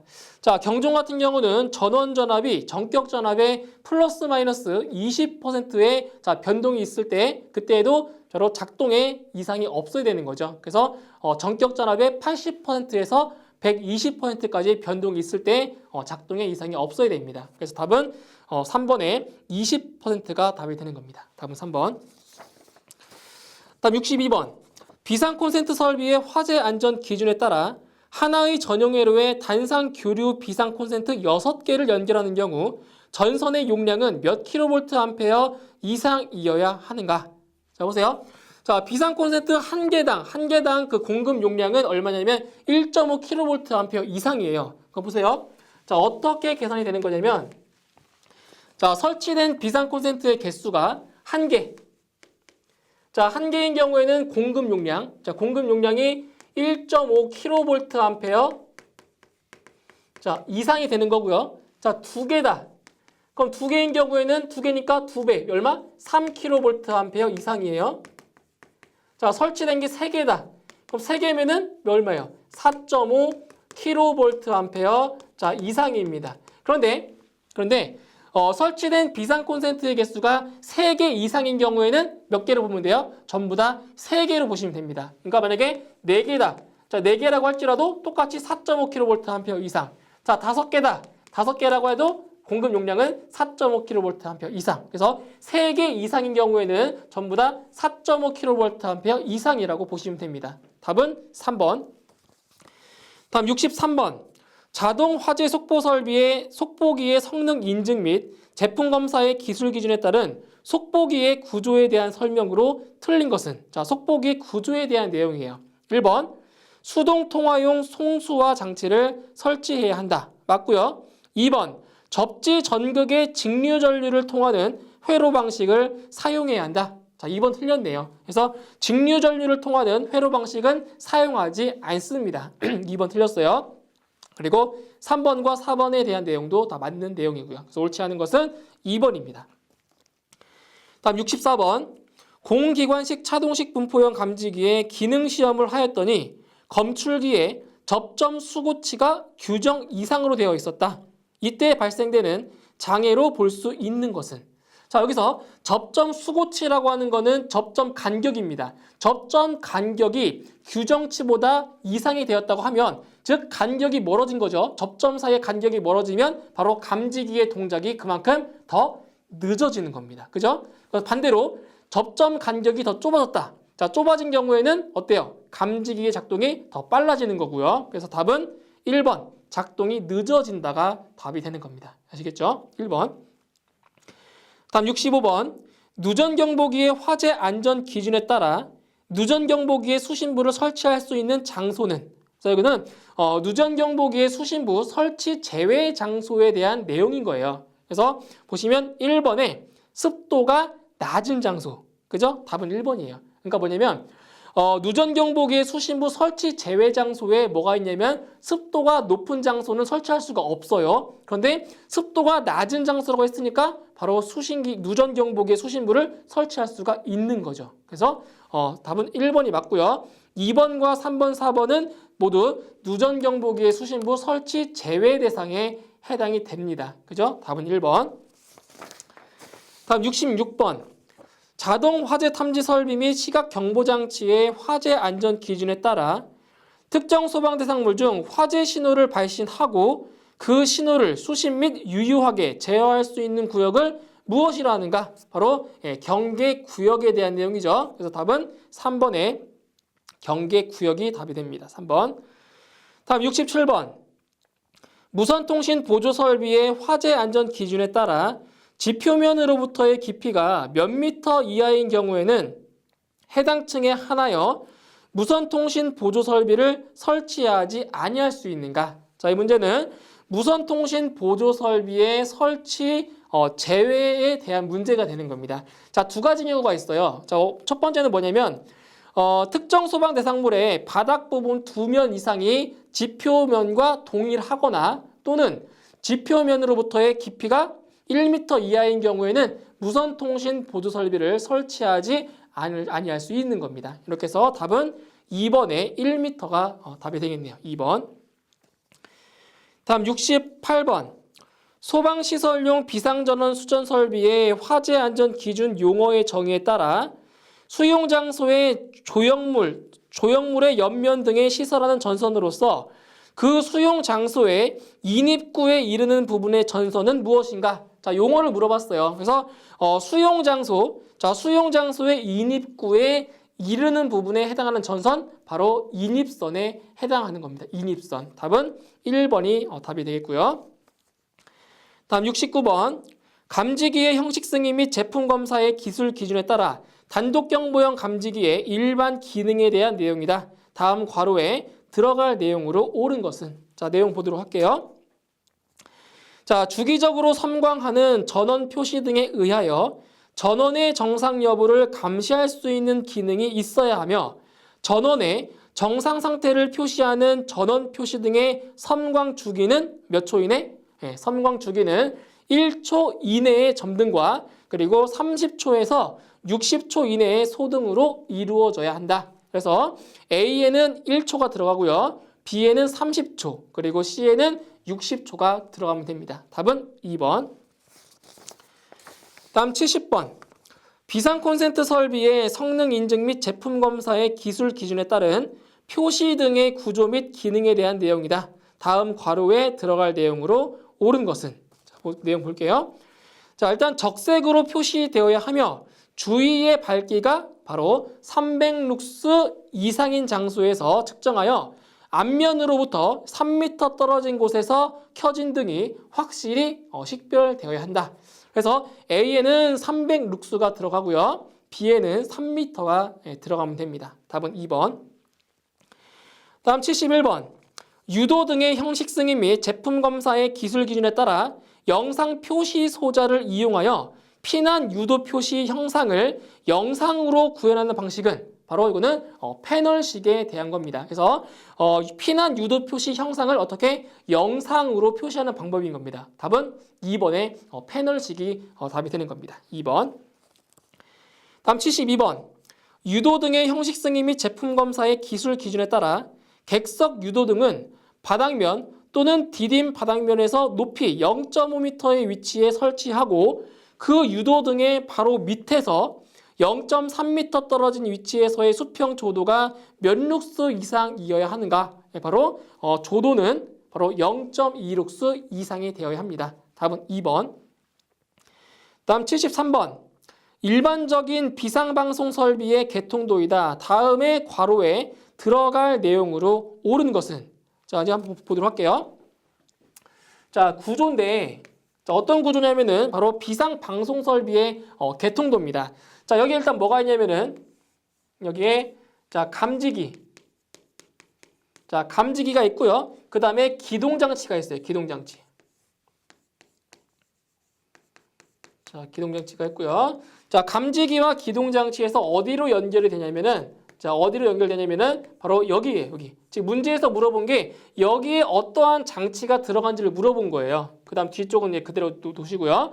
그래서 일단 감지기에서 화재가 발생하면 어디로 신호를 보내요?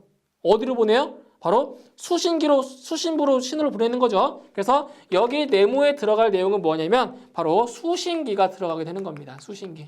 이렇게. 그죠? 그래서 화재가 발생하면 감지기가 이제 화재를 감지를 해요. 그 감지를 하면 어디로 보낸다고요? 바로 수신기에 화재 신호를 보내게 되는 거예요. 그래서 여기 네모에는 수신기가 들어가면 되는 겁니다. 이렇게 해서 답은 3번에 있고요. 다음 74번. 무선통신 보조설비의 화재 안전 기준에 따라 무선통신 보조설비의 주요 구성 요소가 아닌 것은, 자, 1번 증폭기, 2번 분배기, 3번 음향장치, 4번 누설동축 케이블. 자, 이 중에서 무선통신 보조설비의 주요 구성 요소가 아닌 것은 3번이죠. 음향장치는 해당 사항이 안 됩니다. 음향장치. 다음 75번. 자동화재 탐지 설비 및 시각 경보 장치의 화재 안전 기준에 따라 자동화재 탐지 설비의 주 음향 장치의 설치 장소로 옳은 것은, 자, 보세요. 자, 주 음향 장치는 어디에 설치하냐면은, 자, 수신기의 내부에 설치하거나 또는 수신기에 가까운 그 직근에 설치하게 되어 있습니다. 아시겠죠? 그래서 주 음향 장치는 수신기의 내부에 설치하거나 또는 수신기 직근, 가까운 부분에 설치하게 되어 있습니다. 그래서 답은 2번에 수신기의 내부가 답이 되는 겁니다. 2번. 자, 다음 76번. 비상조명 등의 형식 승인 및 제품 검사의 기술 기준에 따라 비상조명 등의 일반 구조로 광원과 전원부를 별도로 수납하는 구조에 대한 설명으로 틀린 것은, 자, 1번 전원함은 방폭 구조로 할 것, 2번 배선은 충분히 견고한 것으로 사용할 것, 3번 광원과 전원부 사이의 배선 길이는 1m 이하로 할 것, 4번 전원함은 불연재료 또는 난연재료의 재질을 사용할 것. 자, 이 중에서 자, 설치 기준, 자, 구조에 대한 설명으로 틀린 것은 바로 1번입니다. 그래서 전원함은 방폭 구조로 할 것, 이거는 해당 사항이 아닙니다. 그래서 답은 1번이 답이 되는 거고요. 다음 77번. 누전경보기의 형식 승인 및 제품 검사의 기술 기준에 따라 누전경보기에 사용되는 표시 등의 구조 및 기능에 대한 설명으로 틀린 것은, 자, 보기 중에서 2번 보기가 틀렸네요. 잘 보세요. 방전등 또는 발광다이오드의 경우 전구는 2개 이상을 병렬로 접속해야 한다. 자, 얼핏 보면 이게 맞는 것처럼 보이는데, 자, 보세요. 자, 전구예요, 전구. 자, 전구는 2개 이상을 자, 병렬로 설치하는 것이 맞아요. 그런데 자, 방전등이나 발광 다이오드의 경우는 제외 대상이기 때문에 이것은 틀린 내용이라고 볼 수 있습니다. 아시겠죠? 그래서 방전등과 발광 다이오드는 제외 대상입니다. 자, 2번이 틀렸어요. 다음 78번. 발신기의 형식 승인 및 제품 검사의 기술 기준에 따른 발신기의 작동 기능에 대한 내용이다. 다음 괄호에 들어갈 내용으로 옳은 것은, 자, 이거는 바로 발신기의 그 조작부 스위치, 자, 조작 스위치에 대한 내용입니다. 자, 내용 볼게요. 자, 발신기의 조작부는 작동 스위치의 동작 방향으로 가하는 힘이 바로 2kg을 초과하고 8kg 이하인 범위에서 확실하게 동작되어야 한다. 그래서 이 작동 스위치를 누르는 힘이 2kg을 초과하고 8kg 이하인 경우에 작동할 수가 있어야 된다는 얘기예요. 그리고 2kg의 힘을 가하는 경우 동작되지 아니해야 한다. 이 경우 누름판이 있는 구조로서 손끝으로 눌러 작동하는 방식의 작동 스위치는 누름판을 포함한다라고 했네요. 그래서 A에 들어가는 거는 2kg이 들어가고요. 그리고 B에 들어갈 내용은 8kg이 되는 겁니다. 답은 1번. 다음 79번. 비상방송설비의 화재 안전 기준에 따른 비상방송설비의 음향장치에 대한 내용이다. 다음 괄호에 들어갈 내용으로 옳은 것은, 자, 확성기는 각 층마다 설치하되 그 층의 각 부분으로부터 하나의 확성기까지의 수평거리는 몇 미터 이하가 되는 거죠? 확성기는 수평거리 25m 이하마다 설치하게 되어 있습니다. 그래서 25m 이하가 되도록 하고 해당 층의 각 부분에 유효하게 경보를 발할 수 있도록 설치할 것. 그래서 가로 안에는 25m가 들어가면 됩니다. 답은 4번. 다음 80번. 소방시설용 비상전원 수전설비의 화재 안전 기준에 따라 일반 전기 사업자로부터 특별고압 또는 고압으로 수전하는 비상전원 수전 설비로 큐비클형을 사용하는 경우의 시설 기준으로 틀린 것은 단 옥내에 설치하는 경우라고 했습니다. 자, 1번 외함은 내와 성능이 있는 것으로 제작할 것 맞고요. 2번 전용 큐비클 또는 공용 큐비클식으로 설치할 것 맞죠? 3번 계구부에는 갑종 방화문 또는 병종 방화문을 설치할 것 틀렸네요. 자, 여기서는 병종 방화문이 아니라 을종 방화문이 돼야 맞습니다. 그래서 계구부에는 갑종 방화문 또는 을종 방화문을 설치하게 되어 있습니다. 3번 틀렸어요. 4번 외함은 두께 2.3mm 이상의 강판과 2와 동등 이상의 강도를 가질 것 맞죠? 그래서 옳지 않은 것은 3번이 옳지 않습니다. 자, 이렇게 해서 80번 문제까지 전부 풀어봤고요. 오늘 강의 내용 잘 정리 좀 해주시고요. 저는 다음 강의에서 다시 뵙도록 하겠습니다. 수고하셨습니다.